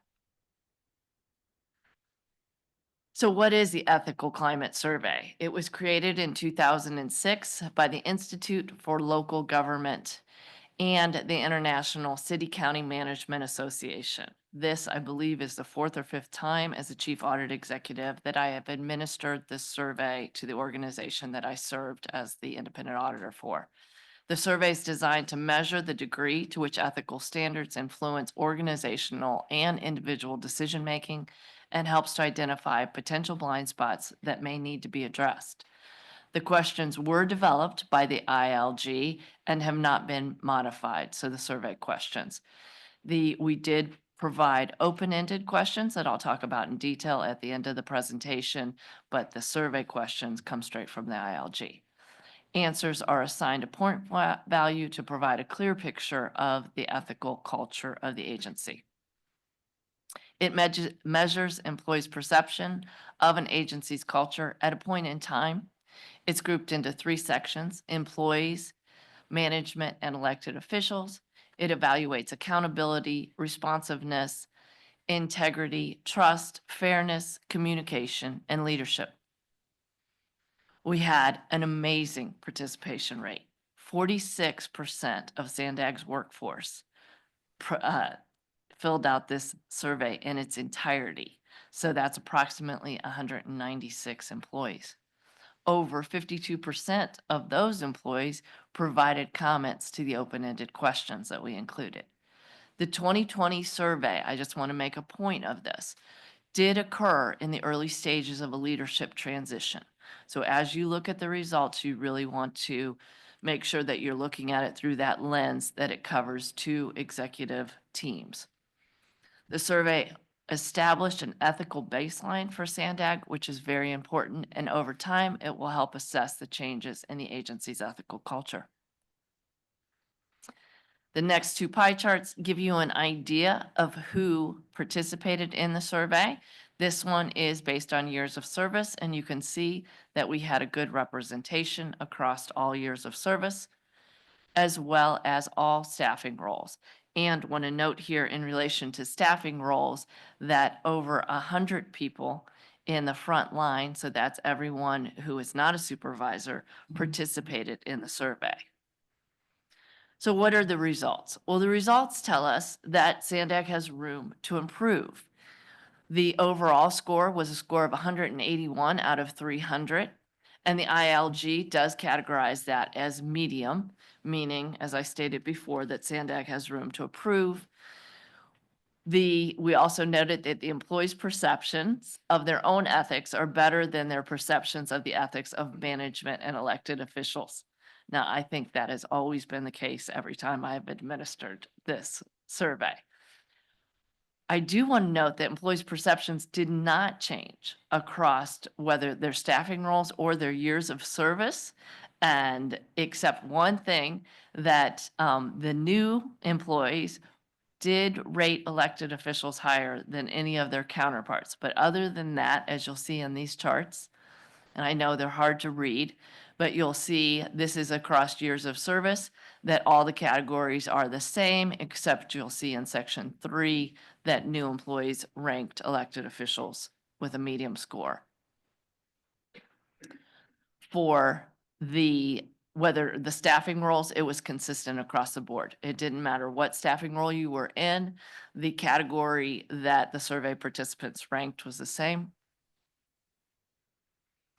So the results also demonstrated that a significant number of employees reported not knowing enough to answer survey questions related to management and elected official. This demonstrates a gap in an organization's overall ethical climate. And it shows that responses could mean that staff are organizationally disconnected or disengaged or choosing not to involve themselves with management and elected officials. Employees have myriad opinions about SANDAG, and we'll go into more detail of that. As I stated before, over 52% of the participants left open-ended comments to the 2 questions we provided. And the comments revealed feelings about the direction of SANDAG, new leadership, the board of directors, human resources, ethics, accountability, transparency, staff capacity, and more. So these are taken directly from the report that you have in your packet, and this shows you, so for the first section, the overall score was 80, signaling a high ethical score. As I stated, employees tend to rate themselves with a higher ethical score. And then it goes through question by question, showing what each question rated as. This shows you the distribution of participant responses to statements about themselves. And you'll see again, that just shows you a distribution. Now, as we head into management, the ethical score starts to drop a little. We have an ethical overall score of 61, and this shows a medium ethics score. You'll see each question is rated there, so you can see those results. I'll call out 2 here. That when you look at question 5, that participants stated that the executives at SANDAG, they rated them as high, treating the public with civility and respect. And they also, on question 9, rated low, the helping elected officials work within their policy roles. So everything else was a medium. We wanted to put an additional lens on it. And this is the first time I've done this with the survey in presenting the results, but we put in there the percent of respondents selecting don't know, because that is part of the tabulation. And I think it's important as you evaluate the results to understand where participants felt they didn't have enough information to respond. And you'll see for the most part, the numbers are fairly low. And this chart demonstrates it even more. You'll see at the top that what's in black identifies the I don't know. Now, as we move into the next section, which is elected officials, and this drops further to a score of 40, signaling a low ethics score, but there's a couple mediums in here. And again, I want to draw your attention to that last column. You'll see some questions here that participants clearly did not feel equipped to answer. And I'll call out on that question 6. Use of public resources for agency purposes. Question 9, excluding themselves from decisions with reasonable members of the public might question. And number 10, refuse to accept gifts or special treatment. That those are all over 50%. The next slide, again, really demonstrates that visually where participants didn't feel equipped to answer the question. But again, that shows you a gap in the ethical climate. So the insights reveal areas for SANDAG's leadership to focus attention. And this is really related to SANDAG management, the need to create a comfortable environment for staff to raise ethical concerns, appreciating staff who bring concerns forward, concerns around appointing and rewarding people based on their performance, and refusing special treatment from those doing business with SANDAG. Now, in the management section, there was a low score, as I stated before, about helping elected officials stay in their policy lane.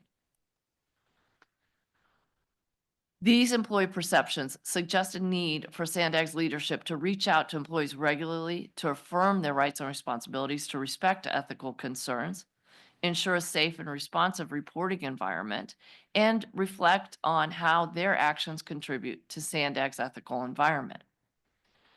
There were concerning perceptions regarding human resources. And while we look at the survey questions that we just went through, we're going to get next into the comments. And how I look at this is the survey questions say the same thing, but the comments really drill down further and provide context behind that, giving us all more insight. So the perceptions around the concerns with HR practices, and in response to this, OIPA will include in the 2026 audit work plan an audit of hiring and promotion practices. So in the comments that were provided, those came in and then they were categorized, and 7 themes were prominent in that. The 2 questions that we asked employees to answer were, in your own opinion, please describe how you would enhance SANDAG's ethical climate and culture. And the other question was, if I could change one thing about SANDAG, I would change. When we went in and then tabulated those, these 7 prominent themes came up. Now, the first 2 themes I'm going to go over each received 17% of the comments. Theme 1, trust between the board of directors and the staff must be repaired. Theme 2, the organizational effectiveness, or what is HR, needs to improve practices and repair trust with employees. Coming in third was 15% of the comments were that SANDAG is headed in the right direction, and many attribute the change to the new CEO. Then we had the next 4 themes group between 6 and 8% of the comments. Theme 4, ethics is an inside job and SANDAG's leadership must lead by example. Theme 5, more transparency and open communication regarding SANDAG's decision-making processes, goals, objectives, and priorities are needed. Theme 6, all levels of the organization need to demonstrate accountability. And the last theme, 7, SANDAG's capacity to address its workload is strained. So let's look at some of the comments that were provided. Theme 1, again, I gave you the high-level summary. Trust between the board of directors and the staff must be repaired.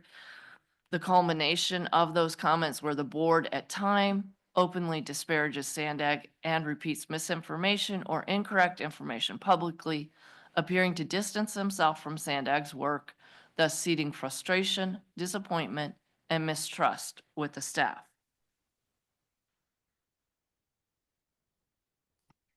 The first comment that highlights this, so we selected some, there's more quotes in the report. I would ask the board members to recognize that staff are doing their best to deliver difficult projects, and when problems are brought to them, focus on the solutions, not shooting the messenger or political agendas. Next, board politics, they adversely impact staff morale and the work we need to do, especially when they spread misinformation and bad press in the name of accountability. They express appreciation for our work, but then sometimes use that same work against us. And the last comment, acknowledge that there is an issue and that the SANDAG board has played a role in creating the culture of fear and has the power to make some real changes by working together. The next theme, organizational effectiveness, or what HR needs to improve troubling practices and repair trust with employees.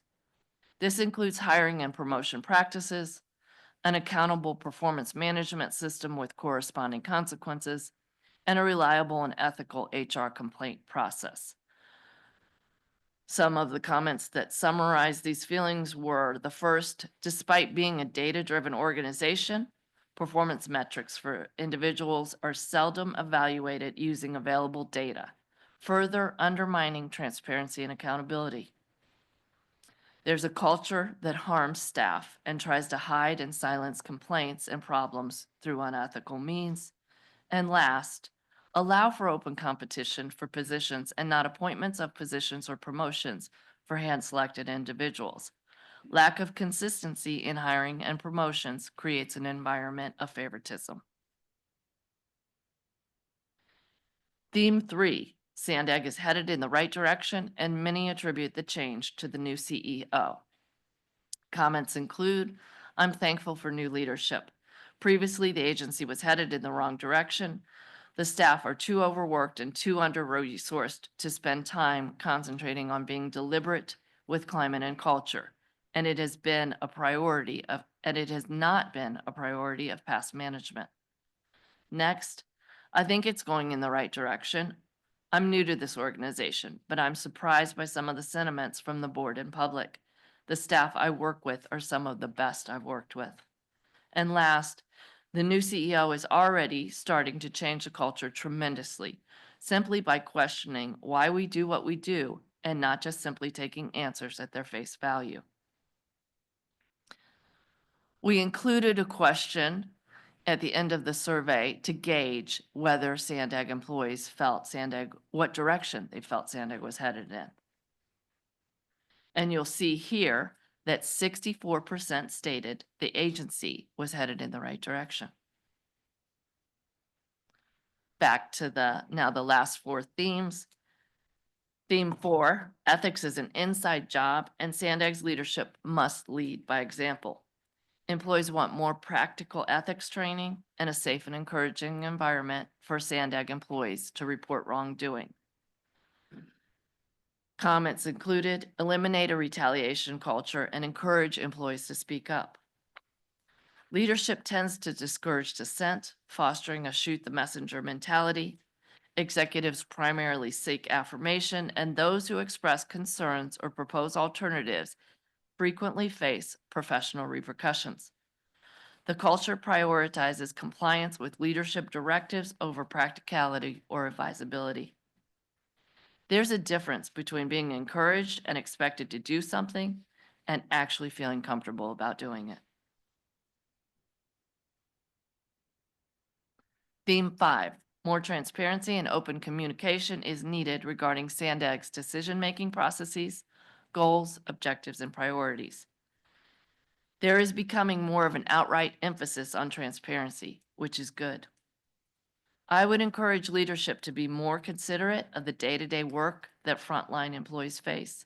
That means reviewing things in a timely manner, being transparent with their goals, critiques, and decision-making processes.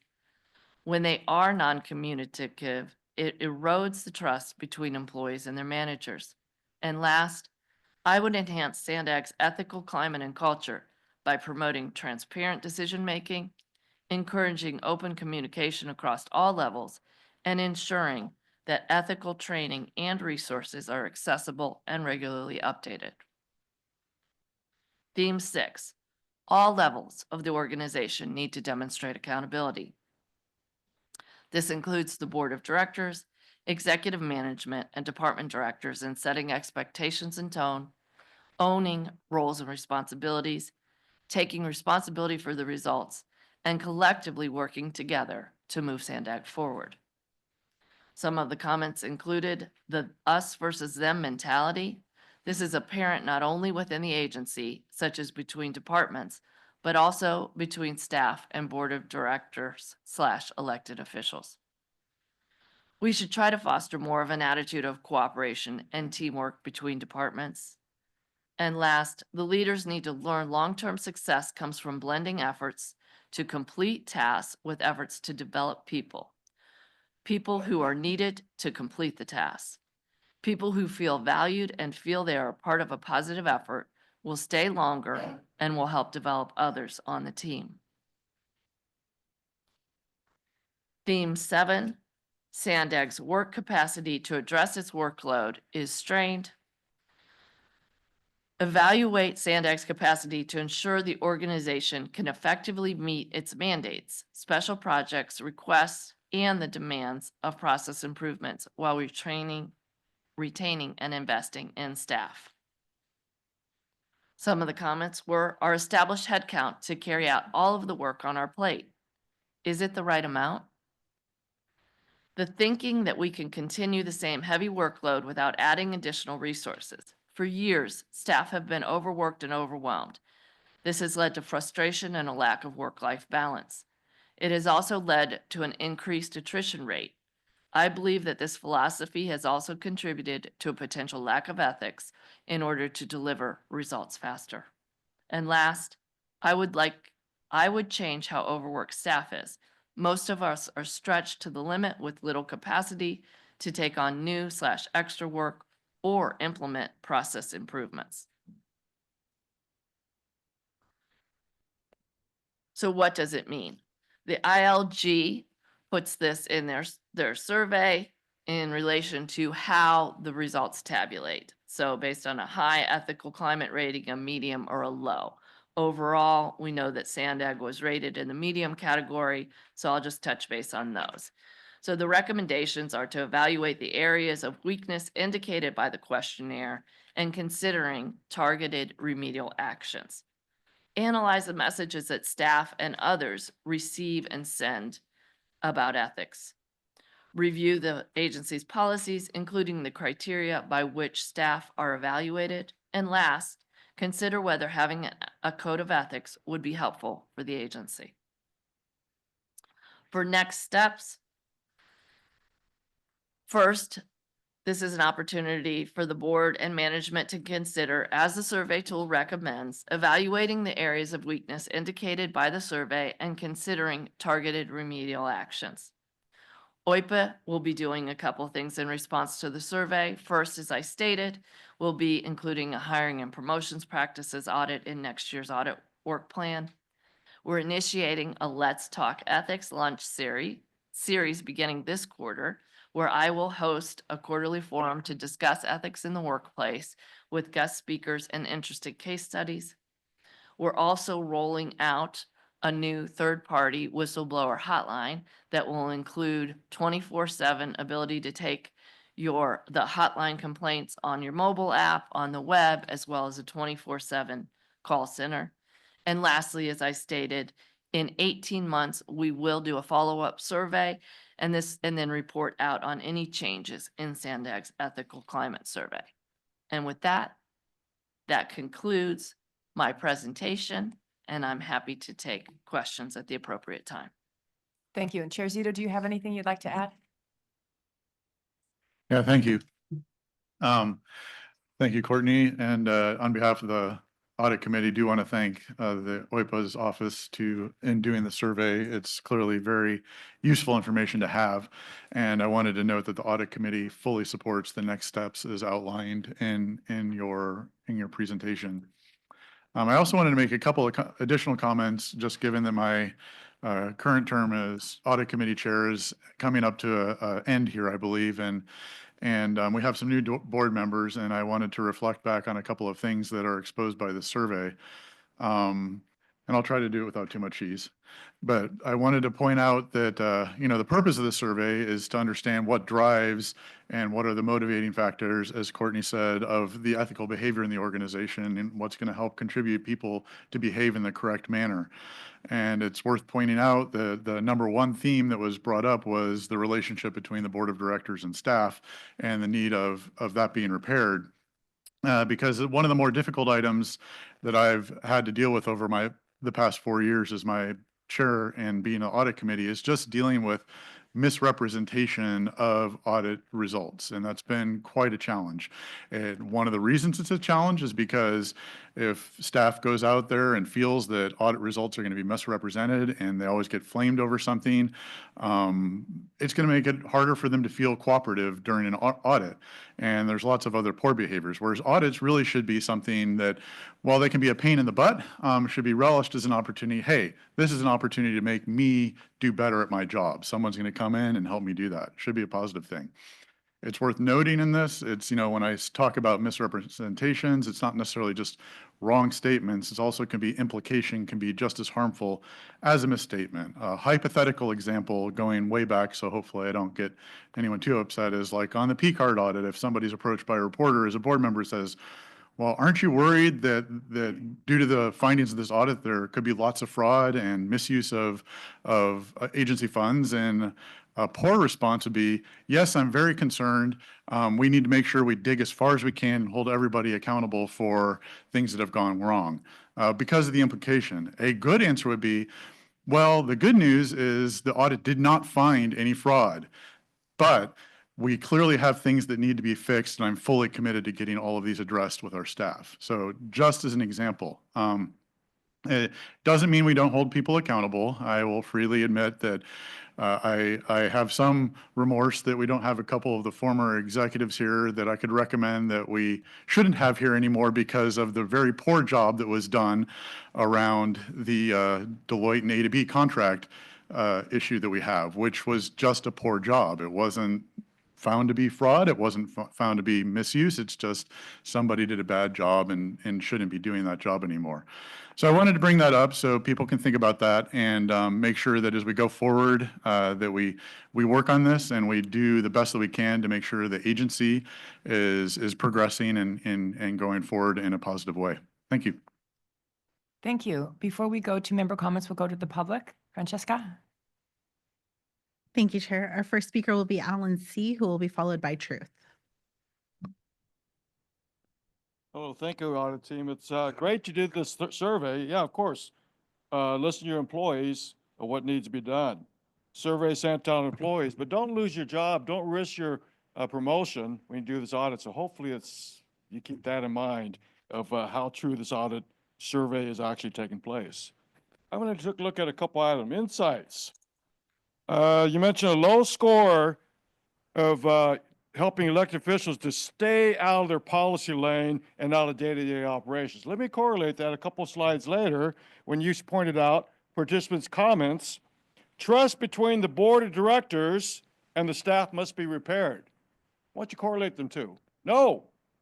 The board of directors must be more involved in the day-to-day operations. And I'm not talking about the chrome shovels and wear that shiny hat and dig a piece of dirt and then go back to your offices. You need to day-to-day billions of my tax money, your future grandchildren's tax money. You need to be involved in day-to-day operations to avoid the door late incident and the 125 and everything else. And as we're talking about a survey, why wasn't the public as part of the survey? Because I'm damn sure you know what's going to happen if you did that. Let's take it a step further. When you do these, you want to get SANDAG more transparent.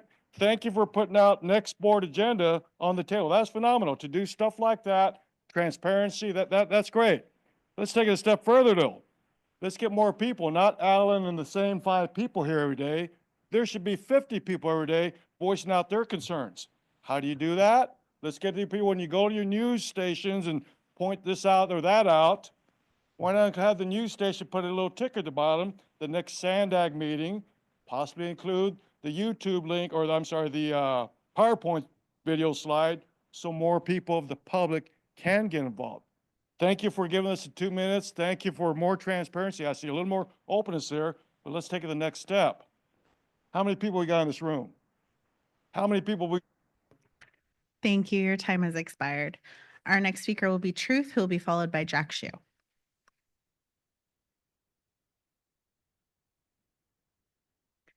Well, this is what you newbies have joined. Congrats. Zito said, words matter. If I could change one thing about SANDAG, everything. On the SANDAG short bus graphic, did anyone notice the words public and needs are both really small? The elected officials are seemingly unhappy with everything while everyone is unhappy with the elected officials. It seems some employees may feel coerced or intimidated by certain elected or appointed officials, so some of you may need to relax. Something needs to be done so people know where to turn for advice about ethical issues, because you got politics, inequitable treatment, a lack of promotions based on merit rather than connections, and other special treatment, particularly for the business stakeholders. And because this is a publicly funded agency, yes, I agree with Alan, there should be a public ethical climate survey, because we've witnessed a lot of stuff here. The theme 1 comments were dead on. What's missing in theme 3? It's not just Mario coming on board and making some change. It's people like Sean and Nora being gone from this building. They, particularly Sean, created a hostile and toxic environment for everybody. And for the record, my both and perspective, I always got along with Nora. We had mutual respect and also saw that proper leadership was lacking, to say the least. That's why a code of conduct and a code of ethics are both necessary, along with leadership, workplace, de-escalation, and ethics training. But it sounds like Courtney's got it covered, and you guys should really already know that. There also needs to be tangible punishments for misbehaviors and bad actions. For theme 4, Michael knows ethics is an inside job. Be the example of change you want to see. How to be ethical. Treat people respectfully when there's no camera around and you're not running for office. Give everybody the time of day, even when you disagree with them. And always keep your word and follow through on what you say. Because the public manager of SANDAG is not the CEO. It's actually we the people, and we will continue to hold you accountable when you do something wrong. That's how we actually got to this point. It has nothing to do with some of the people that were here before. Thank you. Our next speaker will be Jack Shu, who will be followed by allegedly Audra. Hello, Jack Shu again from the city of La Mesa. I'd like to first start out by reiterating what got us here to have an independent program auditor. That's AB 805. Thank you, former Assembly Member Lorena Gonzalez. I want to concentrate on theme 1, perhaps because I was a board member for a while, and I've been working with all of you. Theme 1 is so important because that's the theme that I think is what really revealed what we need to do to help SANDAG. You know, there are no other metropolitan planning organizations in this region. We're it. Whether you want potholes fixed in your city, better stoplights, or you want a better regional transportation system, or deal with land use issues and deal with housing issues, SANDAG is it. There's no choice. There's no other choice. That's why it behooves all of us to make SANDAG as best as we can, seen by the public as well as we work with SANDAG and its employees.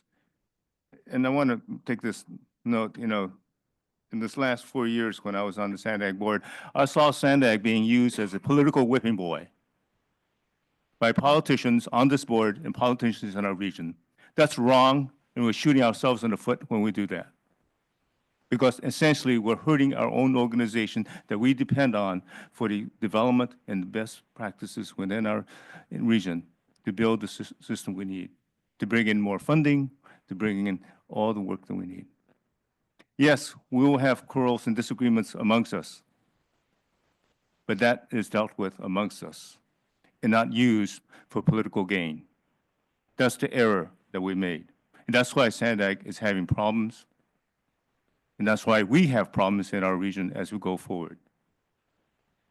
Employee problems are employee problems, and that should be done between management and employees, not with board members. Thank you. Our next speaker will be allegedly Audra, who will be followed by Cesar Javier.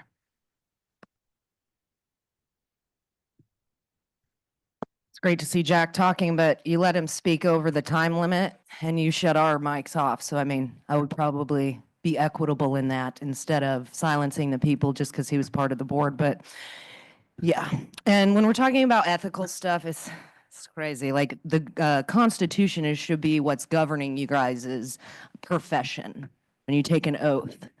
And it's just interesting to hear you guys talk about this stuff, and it's just like, talk, because you guys aren't upholding your oath. You're not. We talk about the border, and it's like, the border is secure. We've had an invasion going on for years, and it's like, nobody wants to talk about it. It's insane.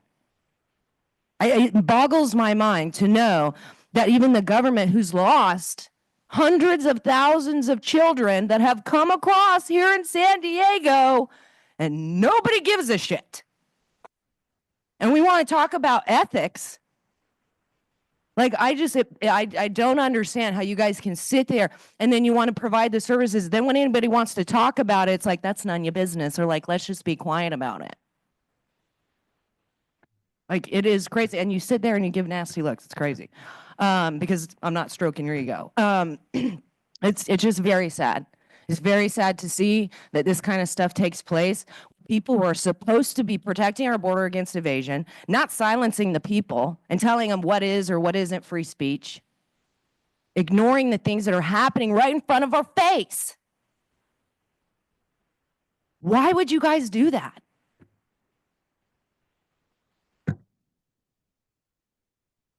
Money? Because you don't care about your job, like you're doing this for who knows what. Why would you get into this unless it's for exactly what you're doing, which is to just engage in fraud, waste, and abuse of the people's money? A little girl was raped by an illegal here, and nobody gives a shit.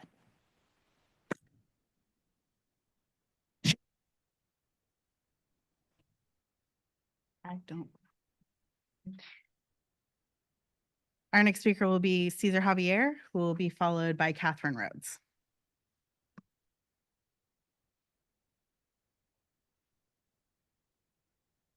Now we understand each other.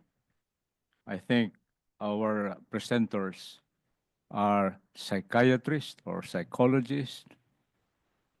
What is your profession, sir?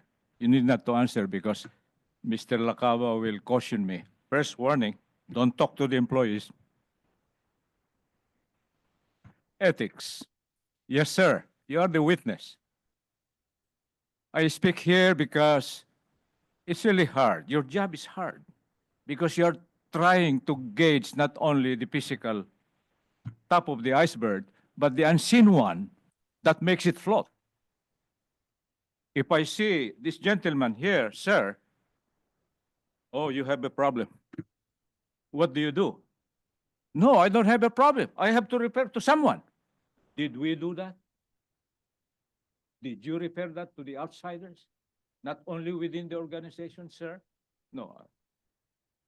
That might be second warning from Joe Locaba, sir. But I must say, this is a preaching on our side. Believe it or not, we want to massage that ideology that seems to be, opposing because of diversity nature's wonder.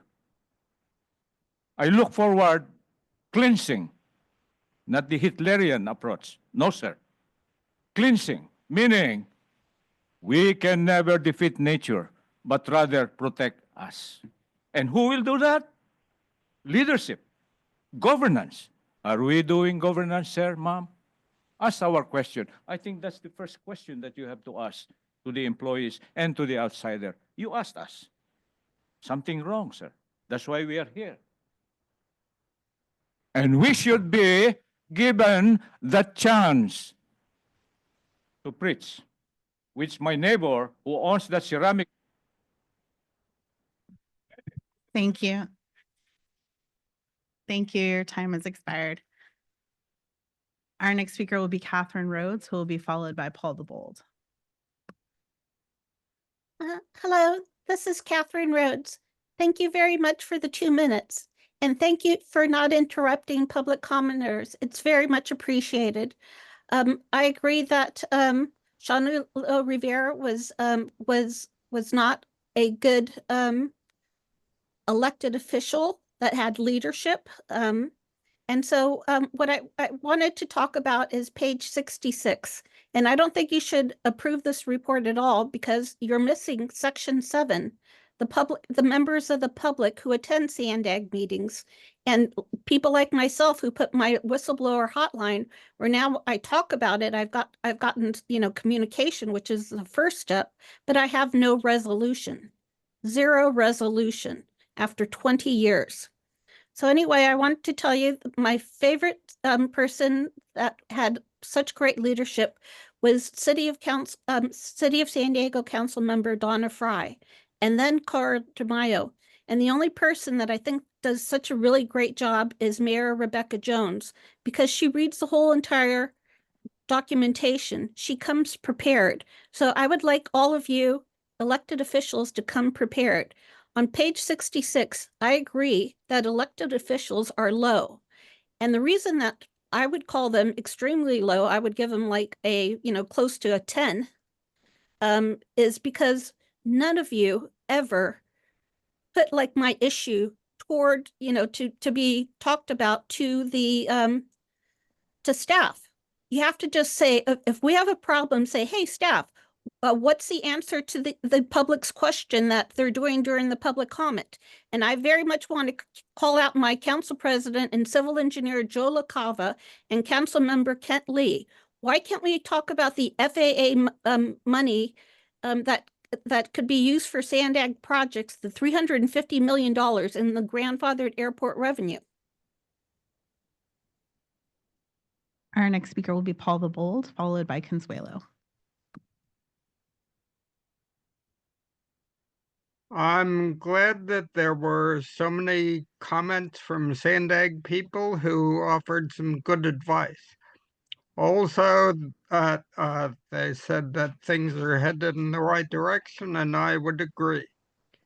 It is pretty disturbing, though, that the report says a significant number of employees reported, quote, not knowing, unquote, enough to answer survey questions on management and elected officials. These answers could mean staff are organizationally disconnected, disengaged, or, more significant, are choosing not to be engaged with management and elected officials. Fear of reprisal apparently lives on, which a measly 46% response rate hints at. I would encourage one high management official and one elected official to give monthly briefing. Perhaps a lunch, an extended period together, where they can admit to their problems and show their human side, since everyone does have one. And I'm sure the employees would welcome this too, and see how they could be more engaged. A number of people who report being overworked or stretched to the limit. Maybe employees who are underworked could be assigned to help them even when they aren't in the same department. This would also help reduce the us versus them mentality between departments and executives and increase understanding and cooperation. Of course, people on a strict time schedule, and maybe this could be loosened a bit, tend to come across differently, but I think everyone at SANDAG, Our next speaker will be Consuelo. Consuelo will be the final speaker on this item.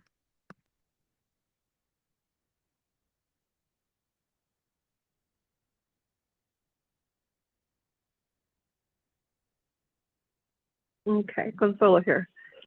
So a few words on leaders. The true leaders know that leadership is not about asserting power over others, but about inspiring and empowering them. And that is from Lao Tzu. And reminder, you don't have to be the leader to be a leader. Leader, not leader. Great leaders don't set out to be a leader. They set out to make a difference. Never about the role, always about the goal. And let's see. Let's see. Now is a great time to run a check on your leaders. Make sure they haven't made careers on your fears. Fear is an industry too, you know. And let's see, last but not least, people who need leaders aren't fit to choose them. We don't need leaders, people. We never have. Lead yourselves. Wake up. UN agenda is here. Happy Friday. Still. Includes the public comments.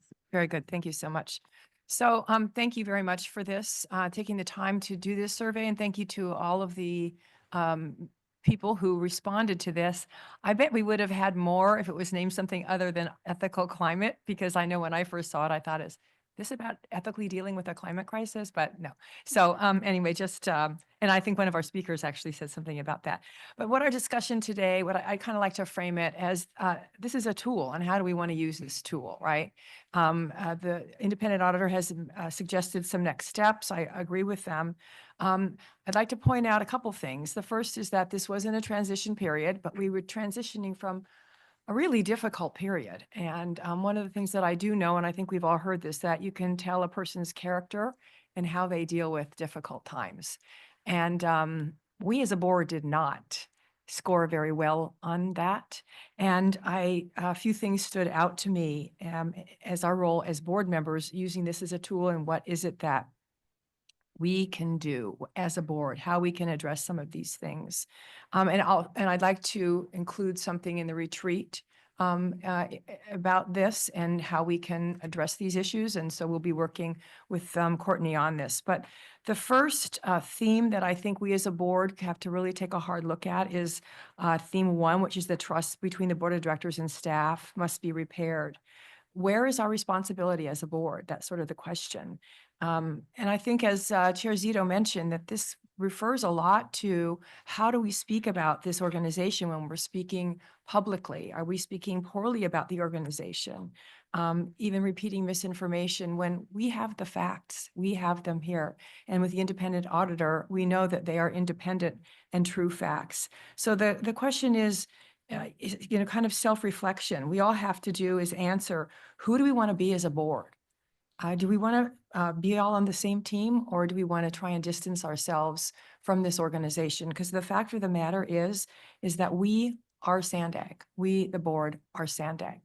So that I think is an important opportunity, looking at the challenges that we have as an opportunity. The second theme that the board has responsibility in, and we can make changes to address, is theme 4, which is ethics is an inside job. SANDAG's leadership must lead by example. And each of us as a board member is a leader. It's not just the leadership up here, it's all of us. And as I said, we are SANDAG. Theme 6, all levels need to demonstrate accountability. How do we hear the tough stuff and respond to it ethically?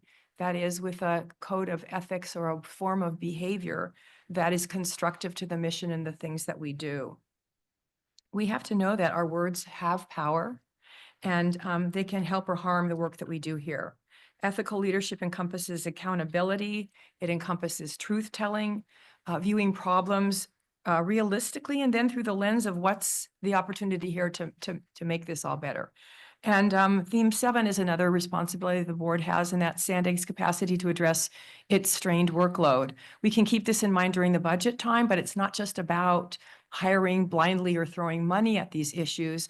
It's what we've already begun, and that is employing process improvements so that our staff can work smarter. And I think that's a great thing to be mindful of as we continue to embark on addressing the corrective actions and so forth. So what do you guys see as next steps, how to respond to the information that we just received? So we'll go to our first speaker, which is Councilmember Melendez. Thank you, Chair. Thank you for putting some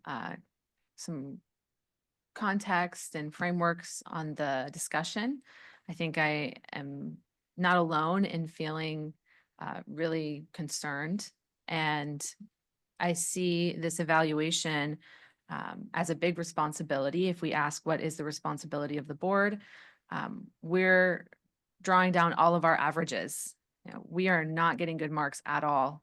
And the ethical perception and reality of our board is our responsibility to change. And we are the problem and we are the solution. And so I would support the recommendations as well for a code of ethics in particular. But there's a couple of points in the survey that really stood out to me. And the first is that it looks like only 25% of the respondents could affirm that the board creates an environment where staff are comfortable bringing up ethical concerns. And we have to be better at accepting hard news. We need to be able to reward people when they come to us with the facts, even if those facts and updates are not what we wanted to hear. Because if we can't accept bad news on something that we can continue to be spirited and moving forward with, then what happens when there's bad news that a staff member doesn't want to bring to us? So I think that our attitudes need to change when we get bad news. We need to pivot towards accepting the facts that we're given, but also hold each other accountable to why we take different actions. I was also concerned that 77% of respondents don't know or can't be sure if we refuse to accept gifts or special treatment from those doing business with our organization. I mean, we need to make it really clear where our ethics are and what our values are. And I, for one, have never and will never accept special gifts or treatments from anyone doing business with this organization. And of course, we need to assert our values so it's clear so that people know what we stand for. If 77% of respondents don't know that, well, we have to make it clear to them. And then, of course, we need to follow up with our actions. And I know historically in this organization, there have been concerns, valid concerns about ethical behavior and misuse of the resources within this agency. And so let's make it clear what we stand for by forming a code of ethics. And then, of course, most importantly, be consistent with our actions. And together, I think we can, in 18 months, we can turn this around and perhaps have some better evaluations of ourselves. Thank you. Thank you. Mayor Minto. Is this close enough? Can you hear me? As close as you can get. stretch it out. Yeah, I made a lot of notes here, based on what was being said. I'd already had some things put together, some ideas from the, audit. Thank you very much. Some of the things that, and a lot of this is going to just be comments. Some of the questions are rhetorical, maybe to be answered at a later date or something. So the first thing I thought about, and my biggest concern is, one of the things that already been mentioned, the relationship and the opinion of staff versus elected officials. Because it's obvious that we usually get evaluated first from the public. And a lot of times, nobody listens. You know, they don't say, you know, a great example would be is, why is it that when a staff member comes in and gives a presentation, you don't seem to listen to what they're saying? We understand it. Why don't you understand it? And so without an evaluation like this, the question has to be, how do you see the problems?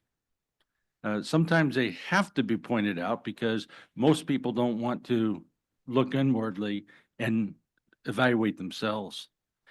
So some of the questions I had was, and it was talked about in here, is when there was concerns about retaliation, I think maybe it would help us to understand more about what concerns those were. Because if it's concerns that, well, I'm going to raise a question about ethics, morality, or things of that nature, and, you know, because, oh, so-and-so is doing something. If I bring that up to the CEO or even my boss, what are they going to do? Are they going to target me next? When, you know, their behavior is really poor, just as an example. Or is it because I'm always raising the question about why are we doing this or why are we doing that? Why is it that we're not actually solving a problem? Why are we creating a problem? If I say something, then am I going to be retaliated against because I'm trying to solve a problem? So identifying things like that could also help us with some of the ethical issues that we have, some of the procedural issues and policy issues that we have. And then, did anybody actually raise a concern about I've been asked to do something unlawful? Because if someone is raising that question, then that has to create another investigation, in my opinion. Because if somebody from staff, you know, upwardly mobile person is doing something illegal, we have to stop that immediately. So that would be a concern. And I really don't need an answer right now. I'd actually like an answer because I don't want that Oh, just okay. hanging Yeah. out there. Thank you. Okay, No, that is not the case, Mayor. okay, thank you. And then this goes to maybe the mindset of some of our people that are in engineering, planning, and otherwise. Because they are considered the experts in their fields, and they may find frustration when they give a presentation. And then we have people around the board table that can just nitpick everything that they do and could create a sense of, you know, I'm the expert. I'm following the law, I'm following codes, I'm following whatever it might be, principles of, let's say, the architectural foundation or whatever it might be. So it's like creates a sense of, why do I even bother? I bring this, I do the best job I can, and the people who have no experience or training in that just pick it apart all the time. So that is a concern of mine, that we don't get the best from our experts because they just don't, we don't give them a sense of that we care about what they say or believe what they tell us. And does the size of the organization lend itself to some of these lacks, a lack of positive relationship between, like, for instance, the staff and the board of directors? And if so, is it common, pardon me, in organizations like this that you have that disconnect? And and if so, how did other large organizations solve those issues? Maybe we're just not listening to what other organizations are saying that are functioning very well. And I think that before we can really do anything with the evaluation that you've provided for us, is we have to have an honest self-evaluation. Am I doing everything that I can do to make sure that I'm treating staff with dignity, respect, and things of that nature, listening to what they have to say? And then the biggest thing is next steps, which was already mentioned. And quite frankly, I think that I made a note here. I thought the board retreat might be a good place for that, because that gives us a chance to actually speak more intimately and maybe even a little more honestly and open when you don't have, you don't have to push a button, for instance, to be recognized. You can actually have an exchange of dialogue. So those are some of the thoughts that I had as I read through this, and a lot of my thoughts really came as I listened to the public speakers, and then the two or three that I heard, before I got my chance to speak. Thank you. Thank you, Second Vice Chair. Mayor Duncan. Thank you. So I'm primarily looking at slide 9. So I'll have a few questions on that, because for me, I mean, obviously surveys about people's, feelings and perceptions are their feelings and perceptions, and they are important. What's most important to me is the reality and the facts about how come those exist. So looking at number 1, for instance, about elected officials, create an environment in which staff are comfortable raising ethical concerns. Are you, as our auditor, aware of any specific facts or anybody on the board for that matter, of any staff member ever bringing an ethical concern to the board and not having it go well, or them having a description of a bad experience or feeling, stymied or uncomfortable? I'm not aware of a matter being brought to the board. I think that there's an environment of wanting to know that the board is, and the agency and management, leadership is Well, those are two very creating a separate things, responsive but yeah. environment. But a management and staff, and management that supervises these people is extraordinarily different than elected officials. And so to answer your question specifically, no. Are you aware of any staff member ever seeking to bring an ethical concern to the board of directors of SANDAG at any time? I am not. Well, I don't know how necessarily we're supposed to improve in something that's never happened and never, when it has happened, gone bad. I would submit that likely the reason that perception exists among staff is due to extraordinarily poor management, particularly maybe where the board could have done better is when they enabled the former CEO to help create that environment and constantly come and start board meetings by chastising the board and saying how bad they are. And that, of course, as we well know from other audits and other information, did, of course, trickle down to the staff. The interesting point about that entire management structure is that CEO is gone. Both deputy CEOs are gone. The CFO is gone. The general counsel is gone. And we have a new independent auditor. I'm more than open for any personal correction in my behavior.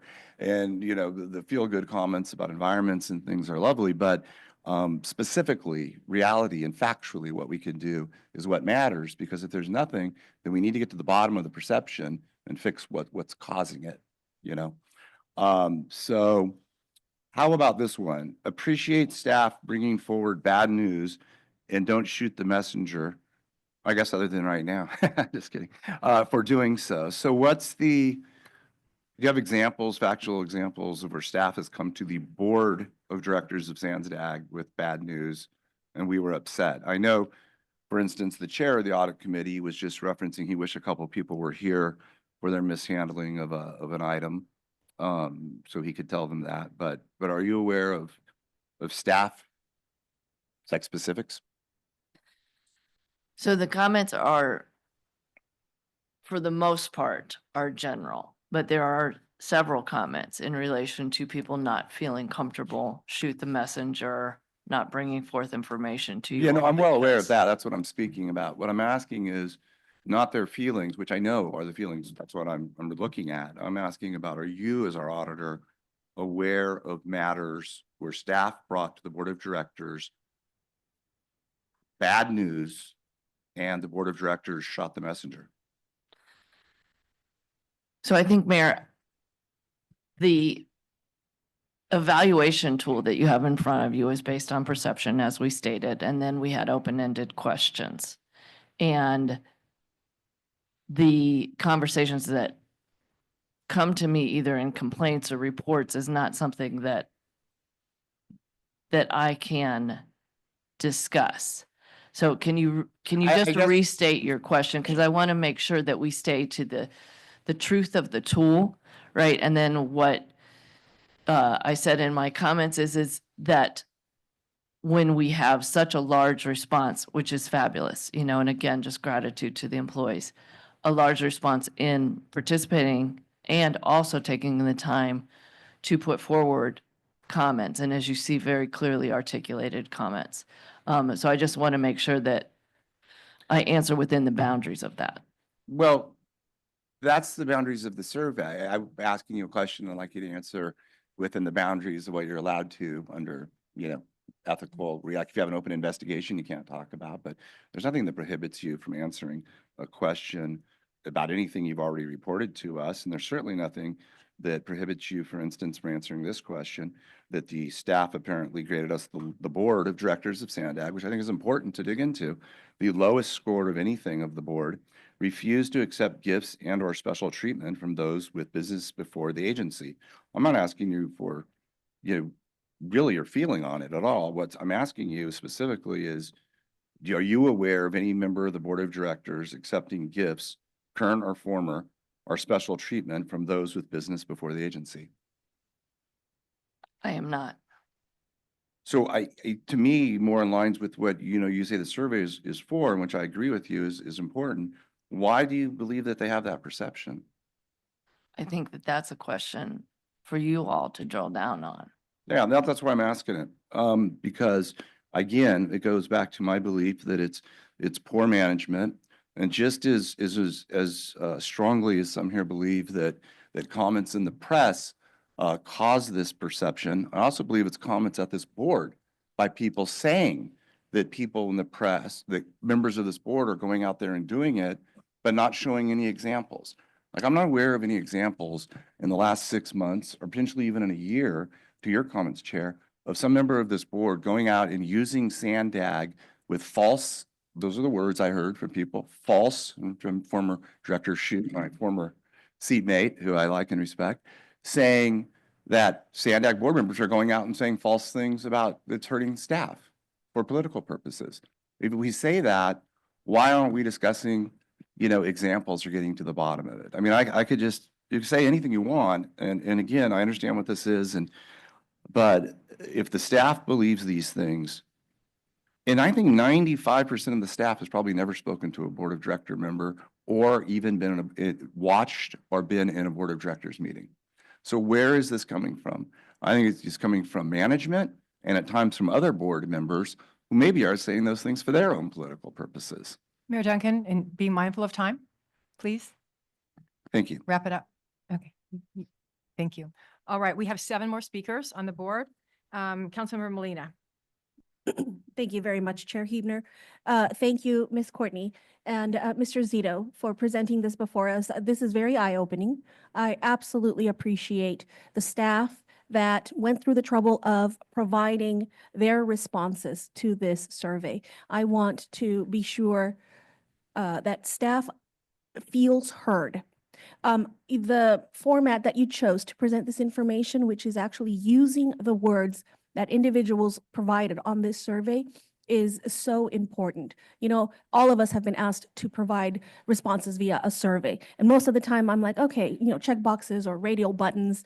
And then I come upon a question that has a text box and I'm like, oh, now I have to seriously, you know, figure out, formulate a response and type it out, and actually takes more out of me, right?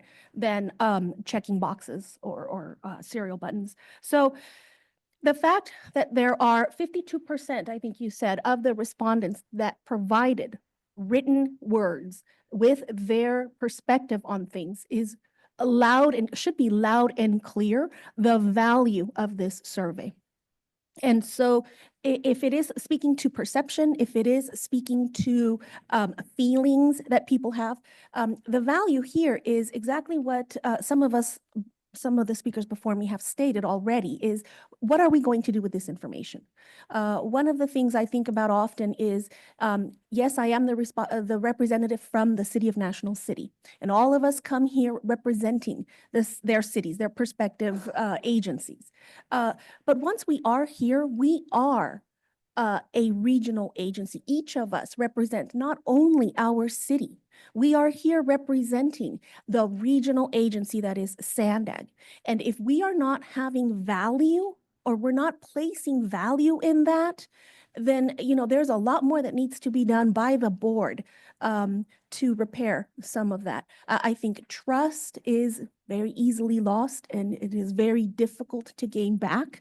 This survey and many of the other actions that have been taking place since I've been on the board, and this is the start of my third year, I do see and I do agree that it is moving in the right direction. So thankfully, a lot of the efforts that have been put in place are giving SANDAG a little bit more of that back, a little bit more of its value as far as the perception before the public, before us here as decision makers.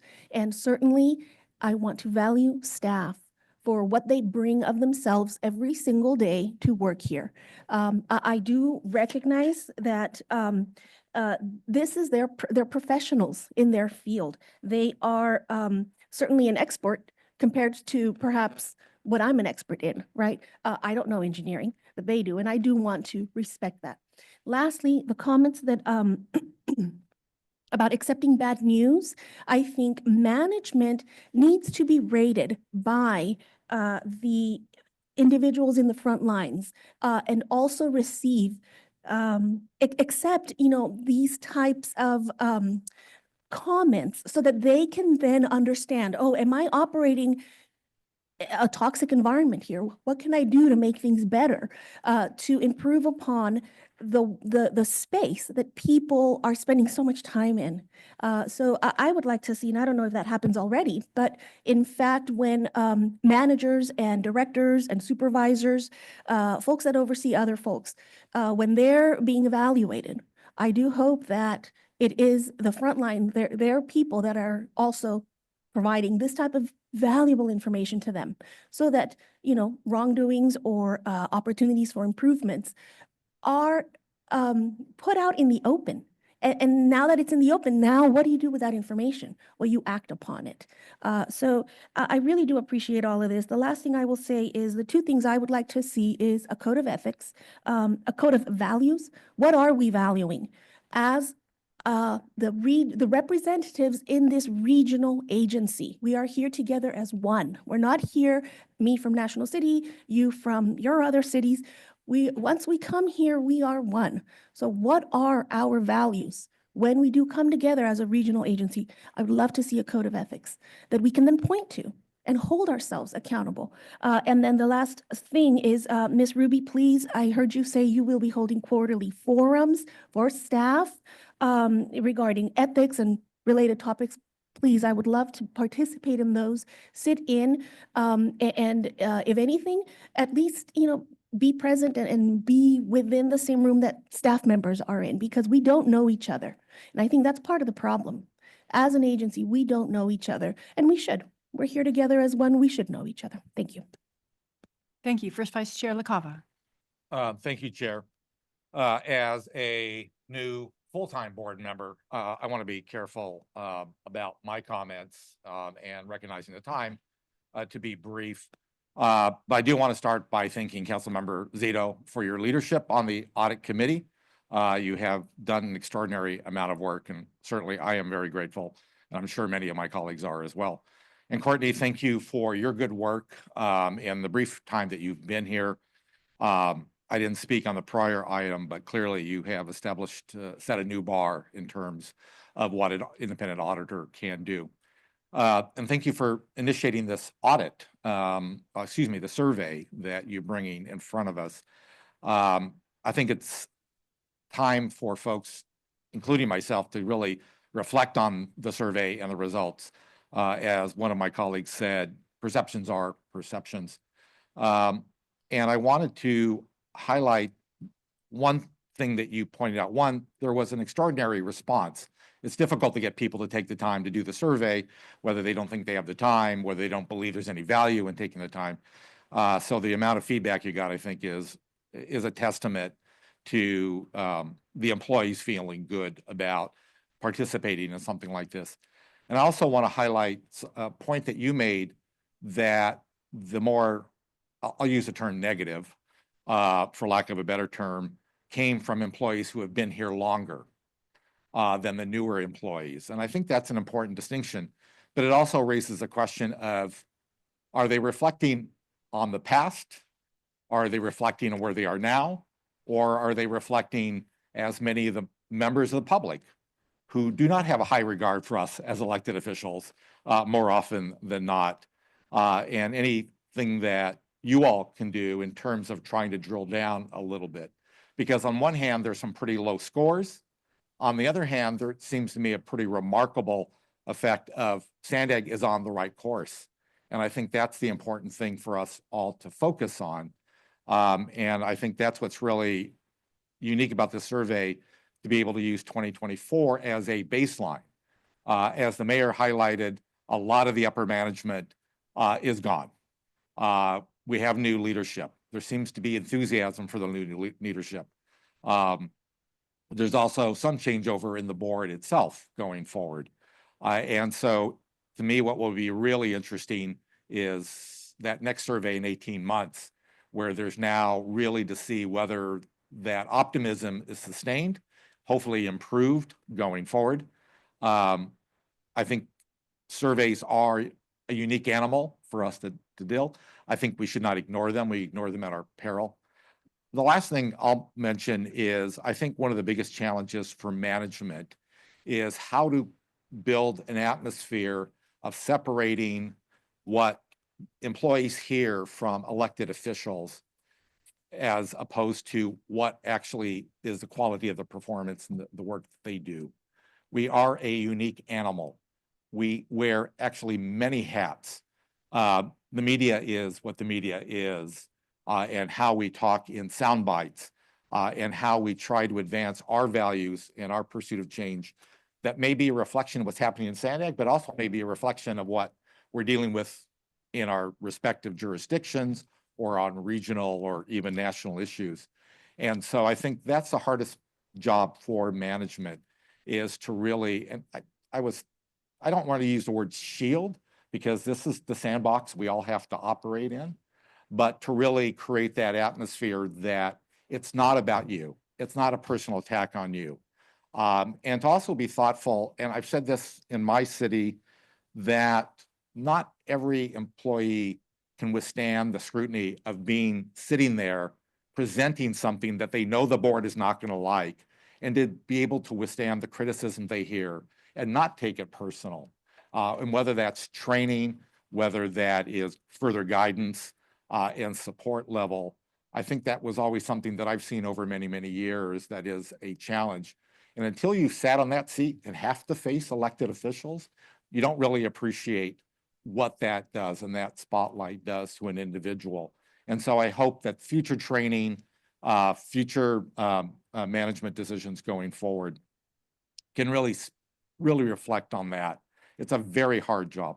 The last question, or the only question I'll ask, you talked about doing an audit on HR, and I'll assume that's a very broad category that you're talking about.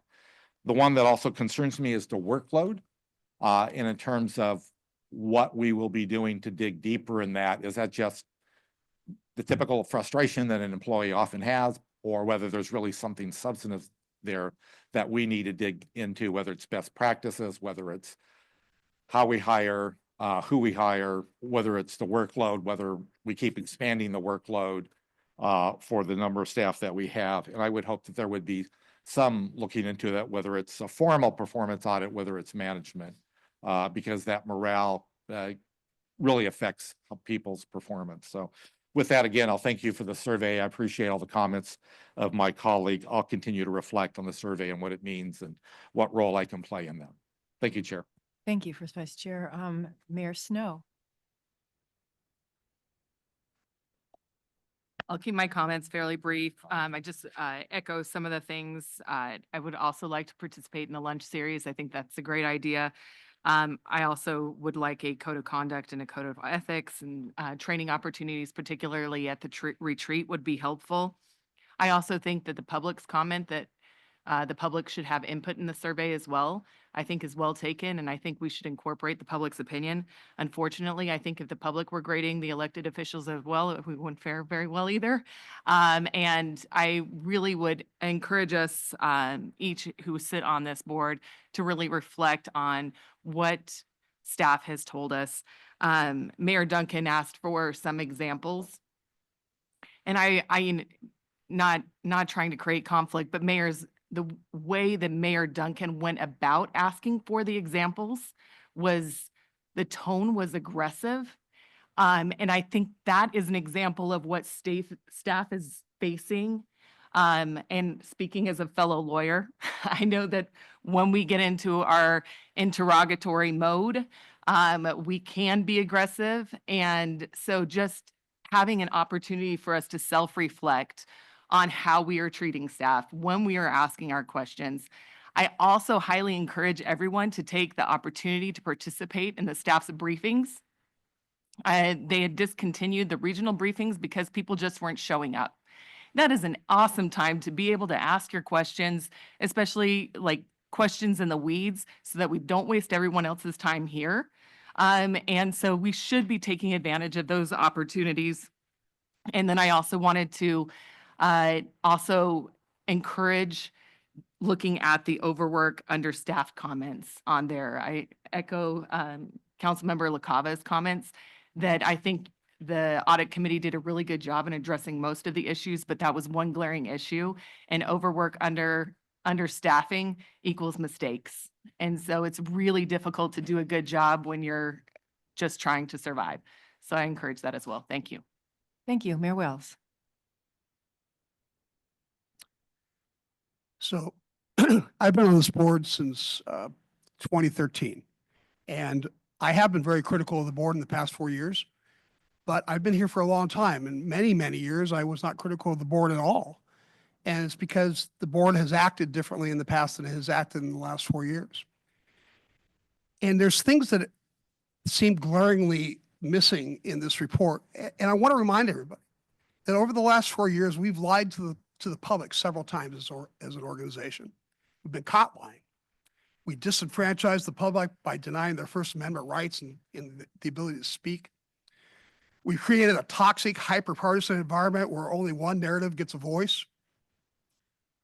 Only one party's affiliation gets to exercise any real power in terms of being on subcommittees or committees. Where the public cries out against radical ideas which are implemented without any acknowledgement of what the public wants. I'm talking about bike lanes, I'm talking about managed lanes, I'm talking about all the ideas that we're pushing forward when so many people disagree with it, and we don't even acknowledge them. We don't even have a discussion about it. We utilize the weighted vote, which disenfranchises millions of people.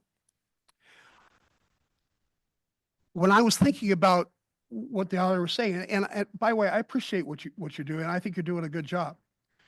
But the tone of it, it made me think about something. And honestly, it's not my job to worry about the feelings of the board or the management or the staff. I'm elected to do one job, and that's to represent the people of El Cajon who elected me. I just want to say one last thing. I'm very concerned about the idea of disinformation. Disinformation is a dangerous one because it always is subjective and picks beliefs and values over other beliefs and values and makes a pejorative judgment. I'm sure that many of you who are not happy with President Trump's being elected would be very offended if he called all of your ideas and values misinformation and disinformation. I think we need to stay away from that. Understand that people have different ideas and different thoughts, and different people that sitting around this board have different responsibilities to represent the different values and belief systems that their particular jurisdiction demands of them. And I appreciate your time and thank you very much. Thank you. Okay, guys, no clapping. Councilmember Shin. Thanks for your time. I'll try to be brief here. So 3 months ago, I just retired from the fire department. So for 20 years, I was staff. And so I'm going to kind of put my mindset into regards to that, and maybe we can get some insight behind that. So when I see this survey, I would have written it the same way to the municipality that I was working for. And a lot of it is, I know there's other things that took place here historically. I don't know them. I mean, I do know them, but not viscerally like you guys all do. But I'll tell you from a staff perspective, a couple of things, if I could put that hat on. One is, for me, if I was staff to go to the mayor, I would never tell you anything going wrong with policies that have taken place based off of what we've decided to do, especially if it's something you decided to do. So that ability to actually go out there and outreach to an elected official is like next to near impossible. 20-year fire captain, still not talking to the mayor, right? Just isn't going to happen. It's going to go up the chain. Yeah, no. There's a lot of mayors.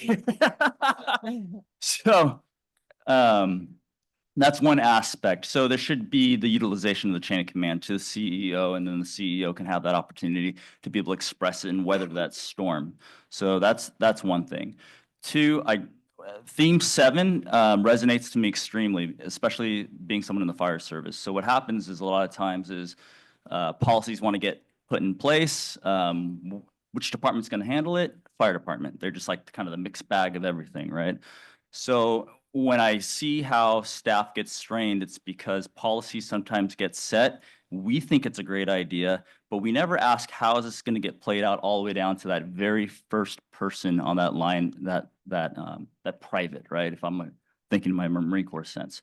So will that effectively get that person's job to do what it is that we need? And if it doesn't, then our policy may backlash ourselves, even politically, right? We're going to make a wrong decision, and we didn't hear it all the way go through down to that person. So somehow, I think through this audit, the solution isn't about what we do externally and how we look to the public as much as our conversation, because that's what this looks like. It's our conversation to the staff.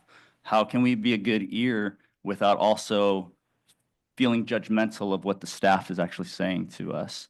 If I could have had that in the fire service for 20 years, that 30–40% that we say is bad to our elected officials would have it wouldn't be bad, because we knew that our voice would matter. And I could tell you that, okay, in my fire truck, I can't put the whatever it is that you guys are thinking we're going to do, right? So I'd be more than happy to be able to participate in this audit. I would be putting on kind of both hats to try to see if we can get this experience to be more coalesced. And that's all I got. Thank you. Mayor Ehlers. Yeah, I'm a new mayor and new to SANDAG board, and I have to admit, when I was assigning who would come here, I had pause. I really had to think about it. I decided I would do it, and I'm here to help. I'm here to work with everyone to solve the problem that led to this survey. So with that, I also have some familiarity with auditors, CPA auditors. I'm married to one. My daughter is one. And so, you know, we talk about these things at the dinner table about the methods. And I was impressed with the method that you chose for this. I'm impressed with the audit, but I'm also impressed with the method you chose using the ILG standard. And the words that jumped out at me in your report were you didn't change a word. I love that. That showed such independence. The one question I had about the survey is whether to include the public. What is the standard process from ILG? Do they include the public? And that's what I suspected. So I would love to hear from Courtney on that subject, and I think the public would too. Thank you. Thank you, Mayor. So the ILG is designed to go to employees. and to use this information as you all are using it to reflect upon it and then figure out next steps. In relation to the comments that have been made about the public, we can think about a different vehicle to provide feedback, but I would not suggest changing this survey. Does ILG offer any public survey similar to this that would be about ethics? Mayor, I'll have to research that and then get back to you on that. Okay, appreciate it. Thank you. I yield. Thank you. Mayor Sanchez. Thank you very much. And I feel this is a very valuable exercise, valuable tool. And I see that there will be an opportunity to do this again in 18 months, right? So we're going to have that opportunity to compare results. This is indeed a survey of employees, not of each other. And perhaps that's a separate thing that we can do separately and also at the retreat. But yes, I do support the idea of ethics, an ethics code. We're talking about employees. I think they were incredibly brave, those who responded to the survey. And I would hope that we could encourage even a higher response in 18 months, although I don't know how you're going to be able to compare that. That will be your job to figure that out. But yeah, I know we're all passionate. We all care about, our communities that we represent, that we're elected to represent. But this is about the employees. And we need to ensure that we retain and attract the best employees to this organization. And where it's been noticed, it's stated that a whole number of folks have left. What does that say? We want to be able to attract the best and retain the best. So, and as an attorney, I support the comments that were made by Mayor Snow that, yeah, I tend to make questions sometimes of employees in my city. And I know that I have to, stop myself and try to address some of these things before the meeting through the appropriate person. For me as a mayor is the city manager, and not directly to employees, because honestly, that's a very difficult situation to have an employee talking to an elected. And I don't even know about providing negative information. It's more towards the right person, which is, a much higher level. So I appreciate that we're all getting the opportunity to talk about perhaps even what has happened before. I wasn't part of that. I didn't actually really know what was going on, but this is an opportunity to move forward in a positive way with some new folks like me and others, some new leadership folks. And let's do that. Let's take this opportunity. I appreciate the work that was done. Thank you, Councilmember Zito, and are you still a council member? I'm sorry, I don't keep up with things. Yes, okay, thank you. And Courtney? Yeah, you have the tissue right in front. Yeah, thank you. It's not my glasses yet. Thank you, Mayor Sanchez. Thank you. Mayor Jones, you're our last speaker. Thank you. I'll be brief, Chair. I think and thank you for your work on this. I think we're in the middle of a transition. I've said this several times, anyone that will listen to me, and that is that we're the ones who set what we do. We're the ones who have the change here. It's us, and we had a very toxic environment, both with our former director and then just all of the things that kind of snowballed from that, but also from our leadership. I mentioned this during our last meeting. I feel very hopeful of our leadership that we are ending that climate. The climate that made many of the board feel silence, but also many of the public. And of course, it would affect the staff. There's no way that infighting, the name calling, honestly, it came from the director, and there was a lot from the board leadership in the past, not now. But I, of course, that would create this culture of people feeling very on edge and what's happening, why is the board doing the things, or why are the board doing the things that they're doing? So I have great hopes that we are going to have that a little bit different moving forward. I already mentioned my displeasure with the someone that is in a current audit, that we're using them as a sole source. So I don't hold that against Mario directly, because I do believe that Mario's communication has been very good, and I'm very happy with that. And of course, I have a great relationship with Antoinette. Anyway, I personally don't think, and I didn't see it in the recommendation, but correct me if I'm wrong, and maybe I somehow missed it, that there was a recommendation for a code of ethics, because in my opinion, we govern ourselves.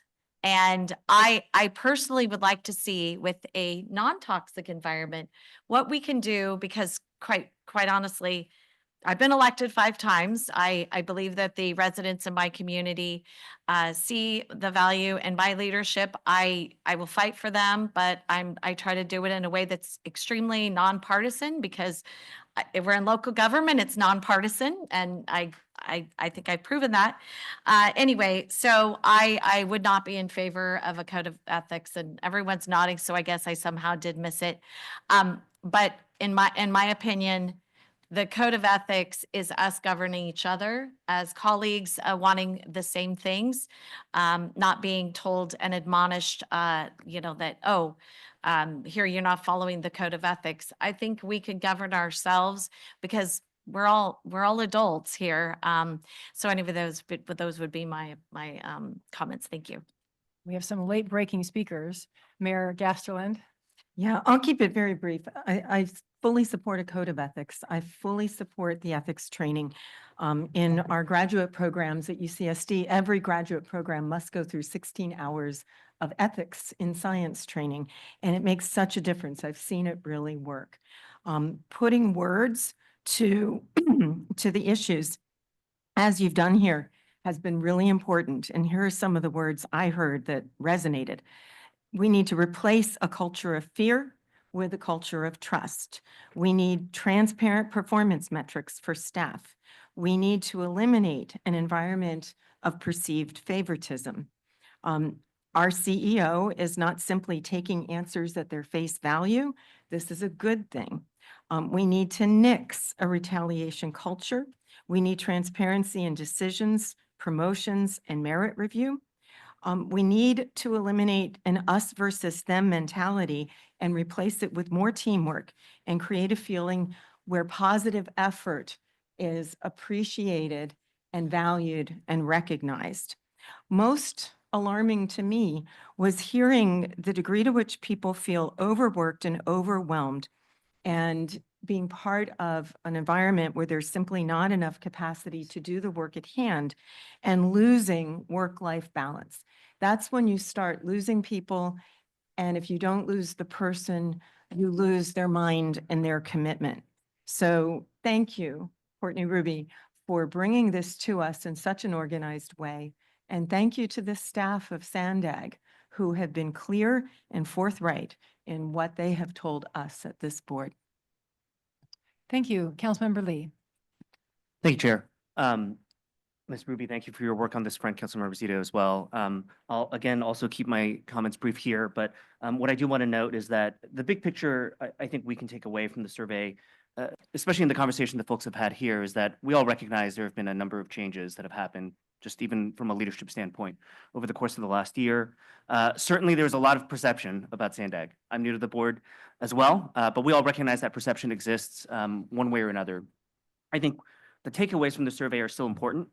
When we look at the general themes of what we're hearing from staff, some of the specific words that we're hearing in their responses, I think speak to the broader themes of the organization as a whole and the opportunity to move forward. I think those themes, we certainly have a lot that we can do better on. I think that's frank to say. I think it's also worth noting that some of the responses that we're seeing, whether it's related to management or even related to the elected officials, did come with a significant number of respondents that simply said they don't know. And so I think we have to be fair to ourselves to understand that means that there are some questions here that frankly, the answer is probably not worth as much when over half of the individuals responding said that they don't know. And perhaps there is a greater culture to the organization as a whole. Again, the themes that have been taken away from the survey that we can do something on that will speak to our ability to get responses in the future that would help us better adopt how this body and the management body can perhaps respond to surveys like that in the future. The last thing I think I would share as an appreciation, especially in response to some of the ethical items that were mentioned relating to elected officials, was the creation of the whistleblower hotline, the third party, for 2025 moving forward. Because my first thought was that when you see ethical concerns that are relating to upper management, to the board, and individuals that frankly have very little direct connection with staff members on a day-to-day process, there is a process by which those concerns should be brought forward. There should be steps that are placed that we can address those, and that starts often from a whistleblower standpoint. So I would look forward, if we're conducting these surveys in the future, to see what the trend lines are, more so than what we're just seeing this initial report. But at the same time, I think we can all acknowledge there's certainly things that we can take away and act upon now. So thank you, Chair. Thank you. Thank you to the board. Thank you again to Courtney Ruby and Chair Zito. Really appreciate the work, the in-depth work and the time that went into all of this. And the same to the board for all of your comments. We will review everything and put into place some next steps that we hope will respond to your comments to this survey. So we'll now move on to SANDAG 201. I'll turn it over to Robin Wapner.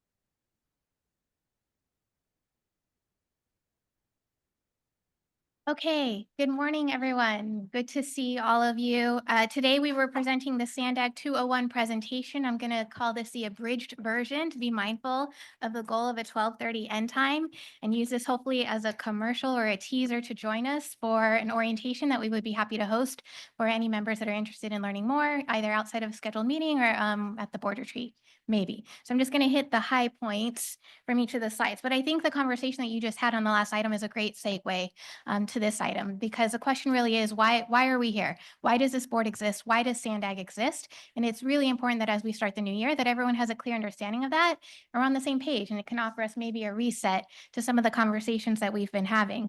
I do want to point out, so this is the 201. I gave a 101 a couple years ago for some of our newer members. So today, I was hoping to get a little bit deeper to start to understand some of the more complicated aspects of the work that we do.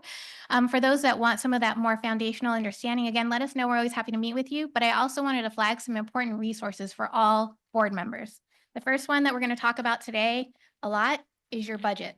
This is your annual budget, the 2025 budget. We can get you a hard copy. It's online. We've got a map, a dashboard, anything you could need to learn about where the dollars are going.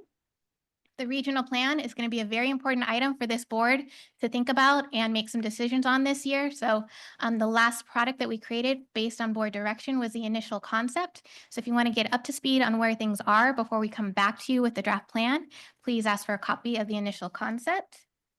Our annual report from 2024 will help you understand what's happened before you got here. So you can have that in your mind as you think about decisions for the coming year. And last but certainly not least is we put together a board of directors onboarding manual. This is from 2024. It's available online. We will be having the 2025 version available soon.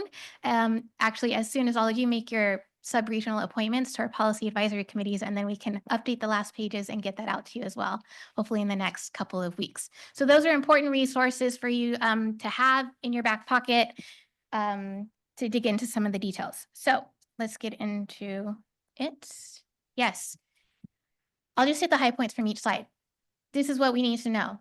Your role here is very important. That goes without saying. Each of you were selected to represent your individual jurisdictions. When you walk into this door, that responsibility grows even more to represent the more than 3.3 million people that live in the San Diego region.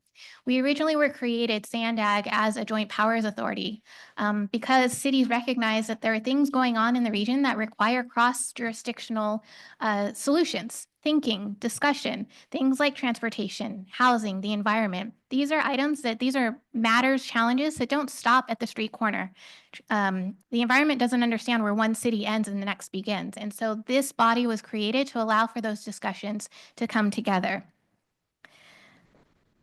There are specific mandates that this board has, and that comes from state and federal and local designations. So starting at the top, your federal and state designations that it's really important everyone understands is that we serve as the Metropolitan Planning Organization for the San Diego region and the Regional Transportation Planning Agency. These are similar designations and they mean different things under state and federal law, but the one thing we want to make sure you understand is the core requirement by being an MPO, which is a Metropolitan Planning Organization, or the regional agency, is you have to develop a compliant regional plan. So again, I said that's going to be a recurring theme. Without a compliant regional plan, not only does SANDAG not get state and federal funding, the local jurisdictions don't get the funding that they need for transportation projects. So we all have a vested interest in finding a way to reach consensus around what that regional plan will be. Council of Governments is a very hot topic for this board because one of the primary responsibilities under state law as a Council of Governments is RHNA, the Regional Housing Needs Assessment. I know that we're very interested in talking about what sort of reform we can do at the state level as it relates to RHNA, how this board, maybe your policy committees, or if there's going to be another subcommittee created to get ready for the next cycle, will be comprised. And so this is definitely going to be another hot topic for you all this year. The next one on the list is we serve as the consolidated agency. This was actually a new designation, a title given to SANDAG in 2003 under SB 1703, and it makes us really unique compared to other MPOs across the state and across the nation, actually, in that it consolidated some of the functions from our transit agencies, MTS and NCTD, with SANDAG. So not only do we plan transit and highway projects, but we build them as well in partnership with the transit agencies and Caltrans. So the fact that we build is what makes us really unique compared to other organizations. Under Transnet, this is a very, very important designation. This board serves as a board for the Regional Transportation Commission. You might hear that referred to as RTC sometimes. So what that means is when the voters passed the Transnet sales tax measure, they asked that this board serve as the oversight mechanism for that measure. So when you come to the board meeting, sometimes you'll see items listed on your agenda that are denoted as an RTC item. That means for those items, you're serving in your capacity as a SANDAG board member and as an RTC member overseeing the Transnet dollars and program. And then last but not least, under local, we just wanted to give an example of one of our local designations. There are definitely more, but not a lot of folks are aware that we host ARGIS, or the Automated Regional Justice Information System. It's essentially a cross-jurisdictional criminal justice information sharing network, if I had to overly simplify it. Now, how do you say all of that to a member of the public, right? Like, it's really important that we understand what we do here, but if we can't explain it to someone else, then there's always going to be misunderstandings. So we've tried to simplify this as much as we can. In short, we plan for the future of the region. We build the projects that are going to allow people to get to the places that they need to go. We preserve habitat to help mitigate for those projects as well as to improve the environment. And we provide a ton of resources, whether it's data, modeling, funding to each of the local jurisdictions, funding through our grant programs, the Youth Opportunity Pass program, van pool, carpooling, tri-transit, the list can go on and on. We want to make sure that everyone's aware of all of the services that we do provide to the public through your jurisdictions and through employers throughout the region. What we really always keep at the forefront of the work that we do, though, is anything that we do, whether required or not, is in service of the people. We are here to serve the communities of the San Diego region.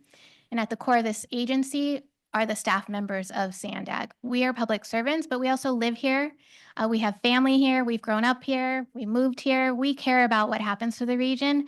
And we take that responsibility very, very seriously. So I put this in here just to sort of reset us and remind us what's possible when we are successful. These are some before and then aftershots of projects that have been delivered by SANDAG. You'll see the 15, the 56, Sprinter, Mission Valley Trolley, and Midcoast Corridor, some of our major projects that we've delivered over the years. But let's also acknowledge one of the inherent challenges that we have in long-term planning, and that's that you can never predict the future.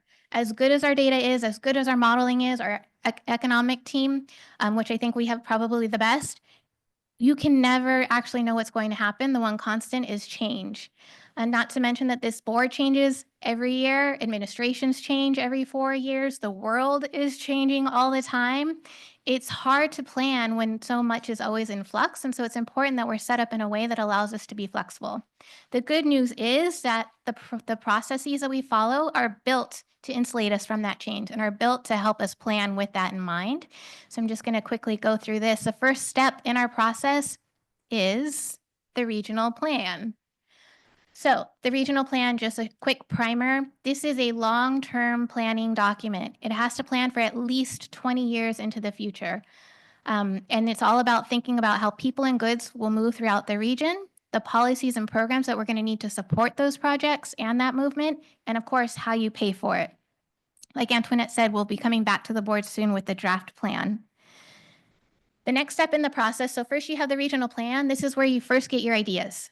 So if you care about something happening in the region, if you care about a transportation project, the first step is to make sure it's somehow represented in the regional plan. The regional plan, though, is very, very high level. So you're not going to see specifics. Think of it like a fuzzy line on a map. The next step is when you actually get money for whatever that idea may be, and it goes into the budget. That allows us to start the planning process to figure out what that project might be. So first you have the idea, then you get the money, it goes into the budget, but then you have to wait, there's one more step. Then it has to go into the Regional Transportation Improvement Program. Kendall, I don't know where to point. There, okay. The Regional Transportation Improvement Program is what allows the state and federal governments to give us approval to actually pay for the projects that are in the budget. So that's an important step in the process. So that could probably sound a little bit straightforward, but now follow me here. The regional plan happens every 4 years. So we are constantly implementing and developing the next regional plan every 4 years. Then you're doing a budget every year. Within the budget, you have, it's an annual budget with a 10-year capital program. And then every 2 years, you're adopting a regional transportation improvement program plan that covers the next 5 years. So imagine all of this is happening one on top of the other. It's easy to see how this can get very, very complicated. What we want to take away from this is these are 3 main components for this board where you get to make the decision points about the projects that are happening in this region. And it's really important that we use each of these opportunities as a way to leverage the funding that we're getting and being strategic in how we use that money throughout the region. So let's talk about funding real quick. You may remember we used to use the term color of money a lot. So this is a very, very simplified slide. Our finance team has not reviewed or endorsed this slide, so hopefully I don't get in trouble. But in general, this pie chart on the right shows us out of our FY25 budget, generally where our funding sources are coming from. And you can see the breakdown. And so we've sort of color coded it so you can see, again, as an MPO, we're federally funded. That gives you your federal funds. The green ones go to the state funds, and then Regional Transportation Commission, of course, that's your Transnet. Keep in mind, there's actually 36 different sources of funding that flow into our budget. It gets very complicated. I do want to dig into Transnet quickly if we can. So Transnet, as I said, was passed by the voters in the San Diego region. It is highly prescribed how those dollars are spent. This is what we call our flow of funds. And so if you have time, you can read through the different, we call them buckets as well, that show where each percentage of Transnet flows. This is just a different way to represent it in a more visual way. What I do want to make sure everyone here knows is that every year, Transnet, through the Local Streets and Roads program, provides funding to every city and the county in the region. And those are dollars for you all to decide what to do within your own jurisdictions. So that's complicated enough. Let's say we get through all of that, then it's actually time to do the projects. And so one of the most common questions we get is, why does it take so long? And it's because of the process. Again, the process is built to flesh out the project to get to the best solution. And that takes time. It can be messy. You can go forward, you can go backwards. You're definitely going to go sideways sometimes. And we see this play out in all of our projects. So the first step, early planning. Before you even get to early planning, again, remember regional plan idea. Then you get the money in the budget and the RTIP. Then you can start your early planning. Early planning is when you hear things like we're conceptualizing what's going on. So right now, when we're talking about the purple line, we're in the early planning phase, getting ready to go to the next phase. But this is when we're just starting to engage the community, staff's doing the analysis to figure out like, what are the needs? Where are the connections we need to make? What are the destinations that are important? So you can start to really refine what you're trying to solve for. Then you get into the planning. When you're thinking about the planning phase, this would be like where we are with the airport transit connection project right now. So we've done a lot of the early planning, a lot of the engagement, and now we're getting a much better idea of what the solution could be. So that this board can then decide, okay, how do we want to spend our money? Should it be on this or should it be on this before we even start the environmental process, which comes next. So environmental is when you start to hear all those acronyms like CEQA, NEPA, NOP, NOI. As soon as you hear all those acronyms, you know something important is happening, right? That's because the environmental phase is when you really start to flesh out the project. Planning through environmental, you're sort of figuring out what makes sense. Environmental is when you do that really in-depth analysis to see, will this work? So first project that comes to mind on this one, of course, would be the Low Sand Rail Realignment Project. We're in the environmental process. This board's going to be hearing about this next month, considering whether or not to re-release or release a new NOP as part of the CEQA process. And this is a project, again, that's taken twists and turns. The public's been involved. The board's been involved. It's going to change. That is what the process is meant to do to find the best result.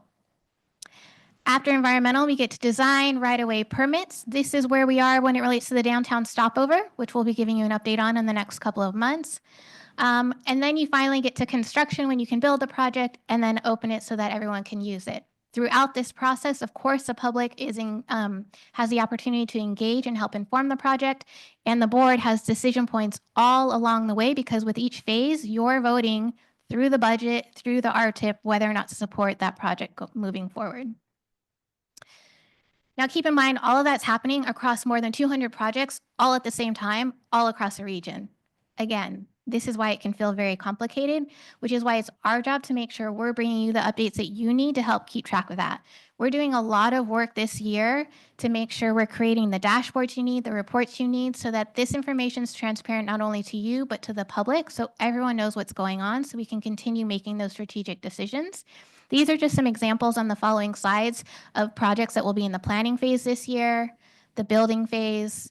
These are the ones we preserve and provide, going back to our slogan at the top. Underlying all of this, though, really is our focus on the 3 pillars that our CEO introduced to this board a few months ago. And I think this really ties in nicely to the conversation and what we learned from the Ethical Climate Survey as well. We are very much focused on oversight and transparency, leadership and structure, and focusing on the fundamentals this year.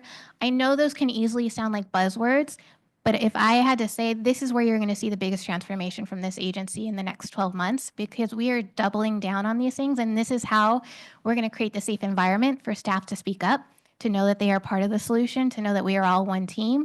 We're making changes within our organizational structure to make sure that we have the right people in the right positions to make the right decisions. And we're focusing on the fundamentals. We're going line by line through the budget to see what's going on with every single project to make sure that's the right way to move forward. And these are the conversations that we want to be having with you as well over the next few months. Just to flag for you, of course, you all set the vision and the direction. We're here to provide the technical expertise, but you also have your policy committees and working groups to inform your work. The policy committees are made up of the jurisdictions as well as various agencies, depending on the policy committee. And we also have working groups. This is one I want to make sure you know about. The working groups consist of staff from each of your jurisdiction. So when we're bringing items to you, the idea is that it's already been vetted by your staff, by your peers at the policy committees, and then coming to you for a final action. In closing, we just want to reiterate again that we are here to work in service of this board, the jurisdictions that you represent. This is all of us on one side and the people that we serve. And with that, I'm happy to answer any questions.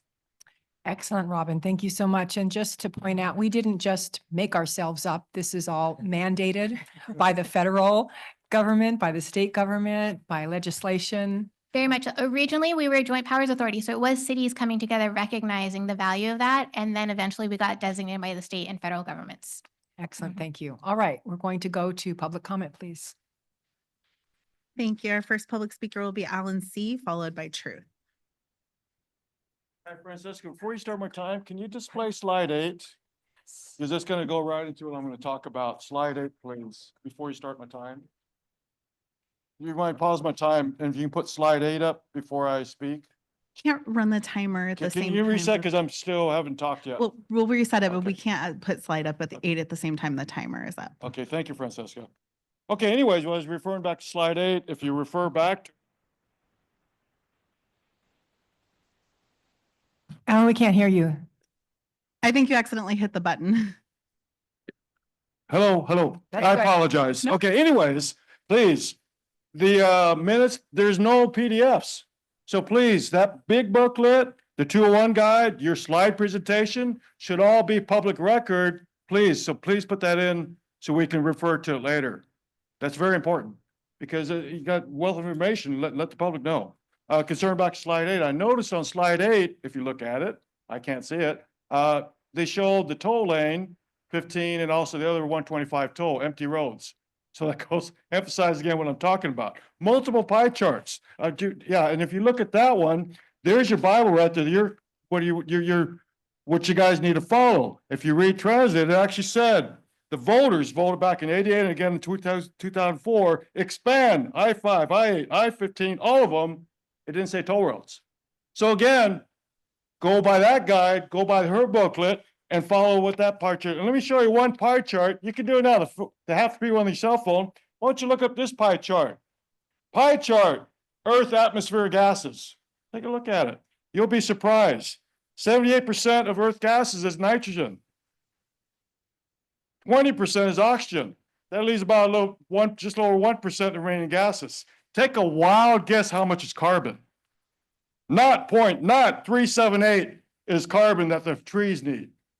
So keep that in mind with that pie chart, look it up yourself, that less than 1% of the Earth's atmosphere is the dreaded carbon you all fear, that the trees need.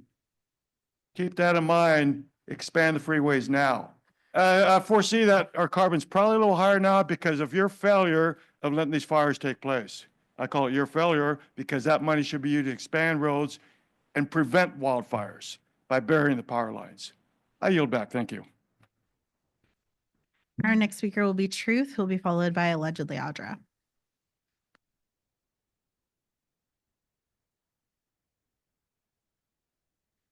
All right, Rebecca, are some of you really adults when you're being presented everything in colors like children? And it's hard to plan when I believe this presentation was not made public until sometime yesterday. That's as unacceptable as locked elevators to a public meeting. Or when I hear, maybe there's going to be a meeting. The quote included about the future by Alvin Toffler is a pretty negative perspective about life. My perspective is the future always comes too slow, and that's partly because SANDAG addresses issues in the wrong order. And quote, we see our projects go sideways all the time, end quote. The annual budget didn't include any actual figures. There's a conceptual long-term vision of 30 years with zero concepts provided.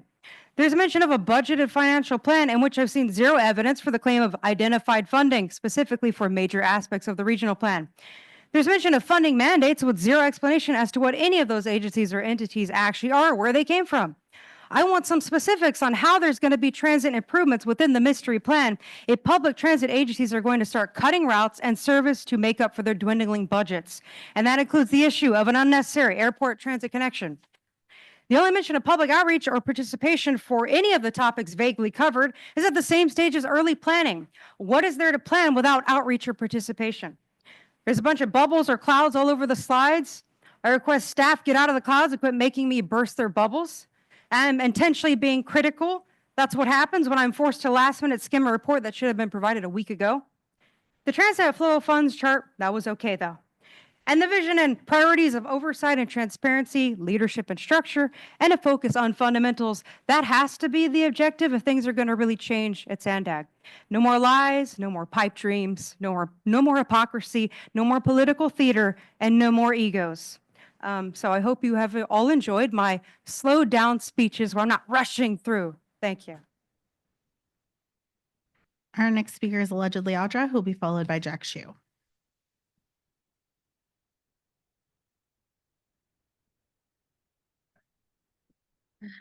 This reminds me of Event 201. If you guys know about that, you know, but you don't. It's interesting because we are the carbon you guys want to reduce. That's what it's all about, you know. It's good.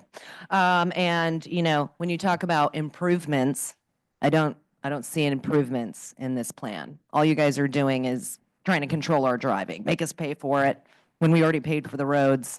Put a bunch of bike lanes in that nobody uses. Like if we build it, they'll come. It's going to be great. So if you're going to do that kind of stuff and waste our money, I thought what we could do is have like water slides or roller coasters, or we could look into kind of teleportation. I don't know if you can do some research on that and see if we can bring that into the plan.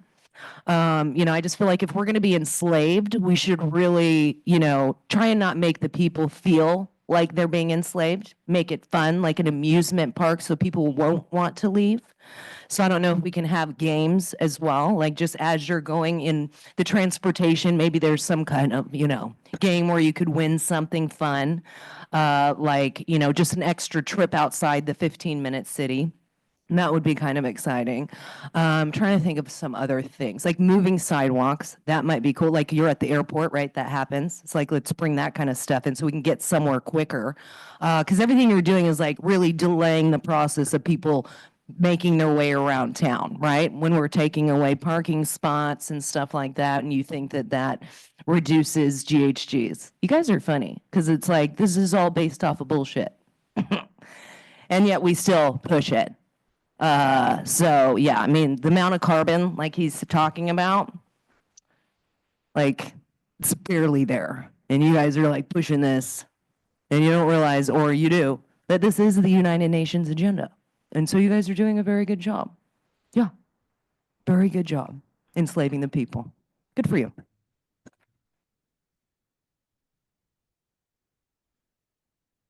Our next speaker is Jack Shu, who will be followed by Cesar Javier. Francesca, please cut off my mic after 2 minutes because it's something that Mayor Duncan has been trying to do for me for all my years on the SANDAG board. This is about SANDAG and what SANDAG does. I have some quick messages that I hope you keep in mind. One is simply the mission. Please keep the mission of SANDAG in mind in all you do. Pursuing a brighter future for all, that I could read that right here. That's paramount. With that, I want to give you some other ideas that I hope you can find useful as you go forward. One, something about the weighted vote. You know, if you only represent, you only care about the voters in your districts, your jurisdictions that your city has come from, then you should be voting with the vote every time.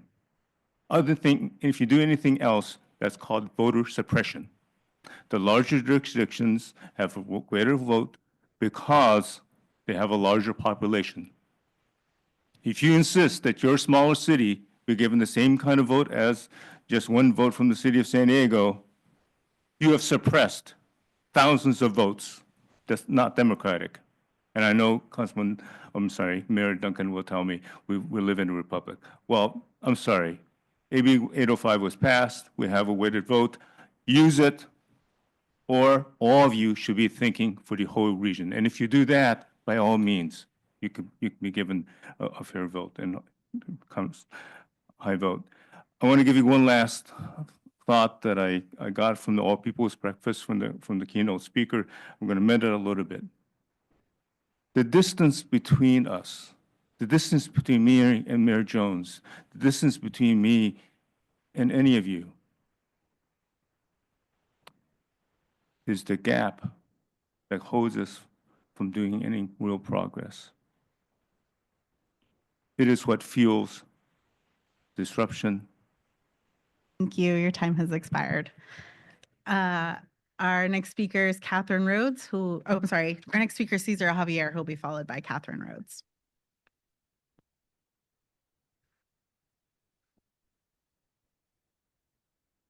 I want to connect my eyes to you all, guys. Toast for the accomplishment today. Thank you, SANDAG.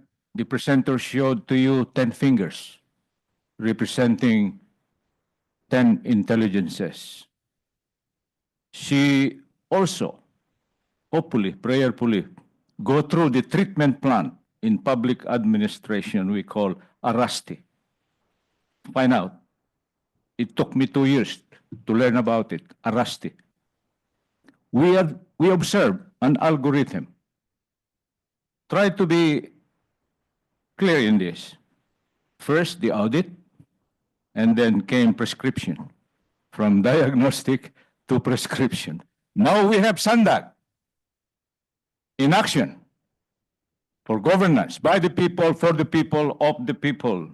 One people for day-to-day solving problem.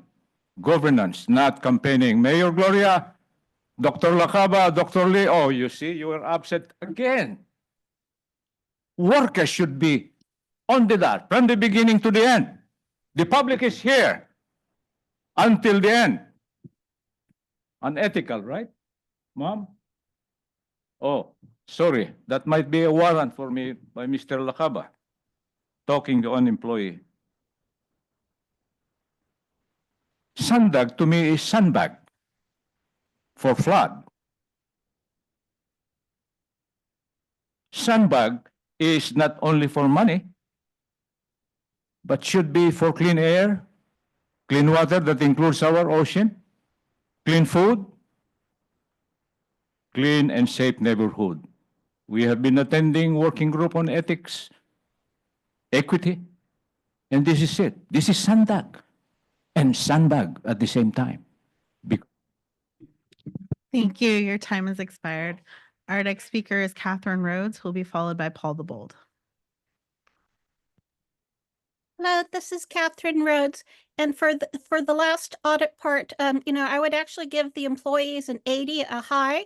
I would give management a 30, a low, and I would give elected officials a 10, low or very low if I could want to. I agree we need copies of this presentations and all the legal documents that you referenced. Thank you so much for a great presentation. Of course, you always do such a wonderful job, so thank you. To Mayor Donovan, if you want to know about fraud, waste, abuse, how about ignoring that we have federal grandfathered airport revenue status, and we could have 100% financing for the airport connectivity project? How about so far we've gotten $0 of the $350 million from the San Diego County Regional Airport Authority for transit. That was, I forgot, maybe it was 2019 when it was approved. We've gotten you've gotten $0. That's fraud. You're wasting billions. And then, of course, ignoring all my seismic concerns. That's insane. So anyway, one thing I'm really glad about is when I first started coming to SANDAG, you guys would try to say, you can only do transportation and circulation, so you can't do all the elements of the general plan. I would come to you and tell you, no, you have a regional plan. You have to do all the elements of the general plan, including housing and specifically including homelessness. And then also seismic safety, that or geology, soils. You have to actually do that. That is your job. So now you're finally doing this, so this is a big, huge, giant step forward from where you were before when I first started coming here. So anyway, there's so much room for improvement. You guys could do anything you want. We're rich as can be. Please reach out to me so I could show you the solutions. Next speaker will be Paul the Bold, followed by Consuelo. All right, Paul Bold. Part of any discussion of this multi-jurisdictional county agency should include who is actually represented on the board And why not all of the county has a voting representative? The presentation claims that SANDAG is a regional agency. Well, look at the map. East County has buses, but no enhancement, no rapid transit. So should we continue down this path of not representing all like the SANDAG mission? SANDAG does not deserve to continue in its present form. The state suggested this in 2001, that dividing the county into districts where the people could arrange them by geography or neighborhood would produce far better results. It would mean that everyone in the county would be represented by a voting member, which they aren't now. People would have to work together instead of city by city. Also, all areas in San Diego would not be lumped into a vote by one rep, regardless of that area's individual opinion. Now, I would suggest dividing San Diego County into voting areas by interest and geography rather than cities. I think that this is a much fairer way. All of the county would be covered and have a vote, and similar interests would be represented in each group. I suggest as a point for discussion, 1, Northeast County, 2, Southeast County in the desert area, 3, Mideast County, Central County. That. Thank you. Your time has expired. Our final speaker will be Consuelo. You can go ahead.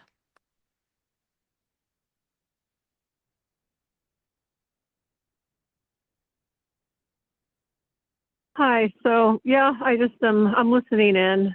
I don't have much to say on this. I just I guess I just want to highlight what Catherine Rhodes mentioned and remind everyone there and whoever's listening that we do live in abundance, and there's no reason for us to have the issues and the problems that we do. It's just along with the abundance we live in, there's also an abundance of greed and control, and we are at war with that. And the sooner that we can all come together and acknowledge that all these issues are so simple, they're so simple, and yet it's taken decades to even address them. I mean, that in itself is just like so telling. And the fact that we have people who are like oblivious, or not necessarily oblivious, perhaps maybe they're even in on it. I try not to sound too conspiracy theorist, but what's happening is that, I'm looking at ashes on my couch right here in the backyard. And I mean, all these conspiracies are no longer theories, man. They're like it's happening in front of our faces, and how people aren't aware. I mean, at this point, dude, unplug, throw out your TVs, because everybody's being fed what to believe and what to think and what to feel and who to hate. And at this point, it's like we're all being screwed. Anyways, happy Friday.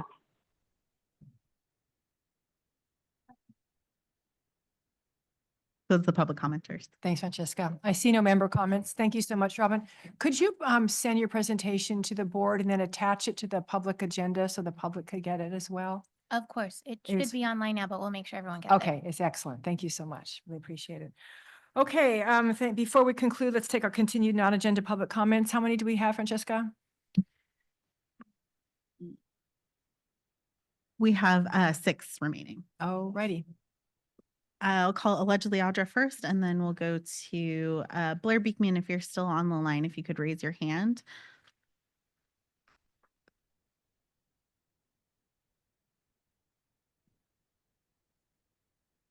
Oh, 12 more minutes and you guys can go. Thank goodness, right? Because I mean, shoot, having to listen to the people sucks, I bet. Yeah. So it's interesting that Border Patrol is actually really excited to get to do their job now. I don't know if you guys know that. They get to arrest these people and actually send them back, not just release them into the interior to rape children or women or just murder people. Oh, it's good.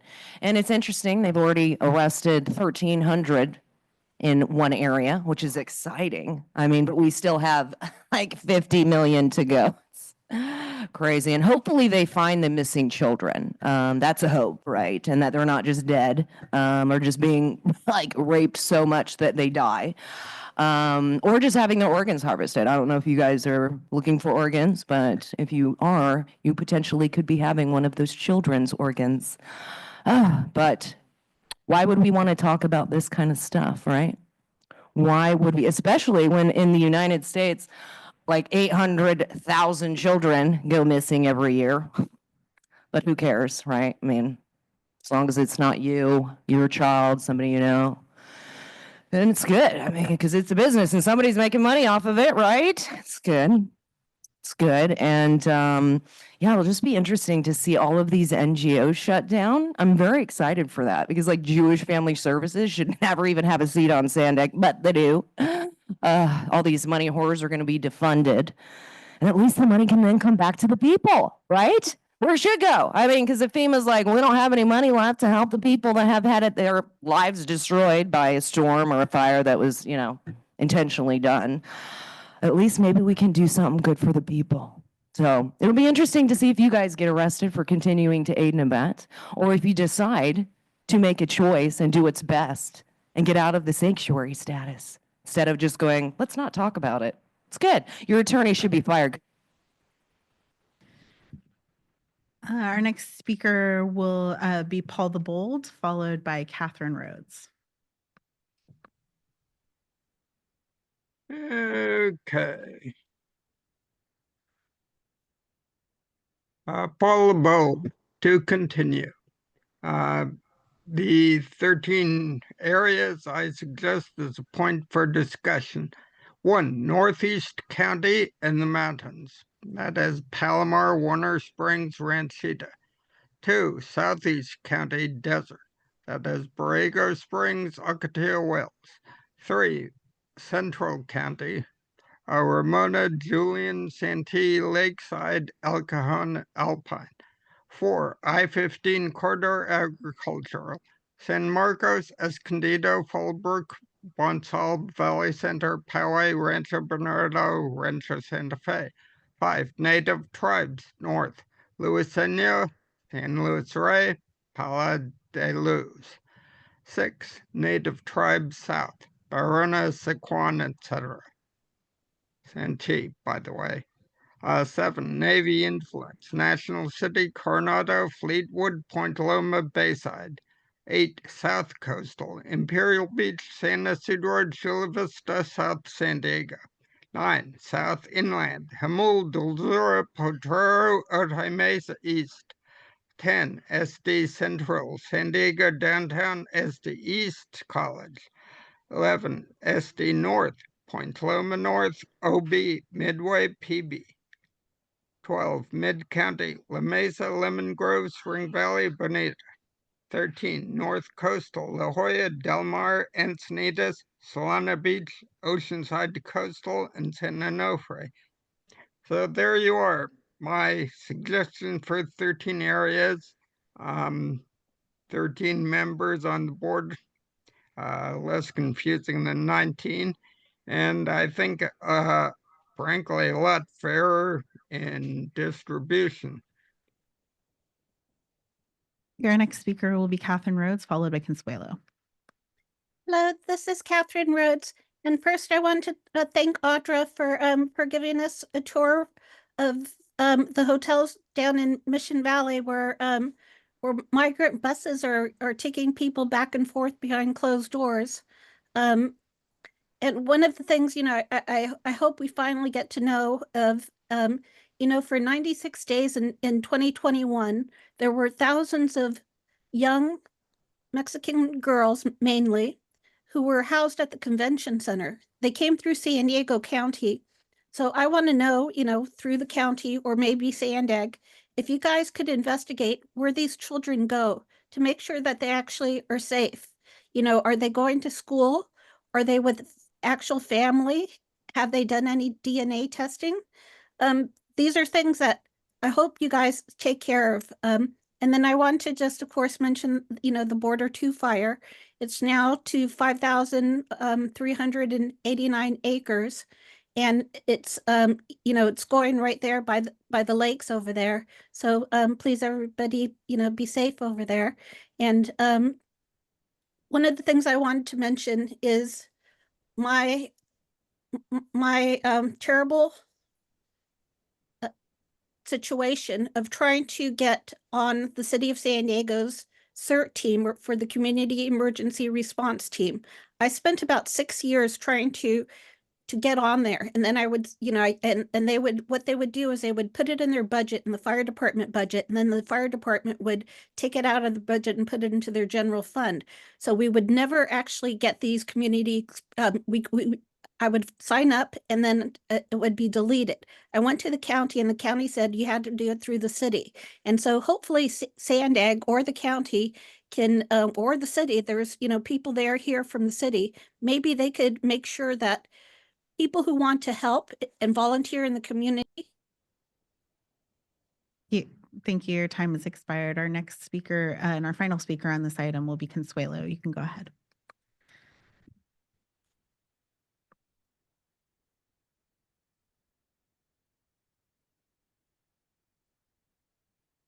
Consuelo, you're self-muted at the moment, but you can begin when you're ready.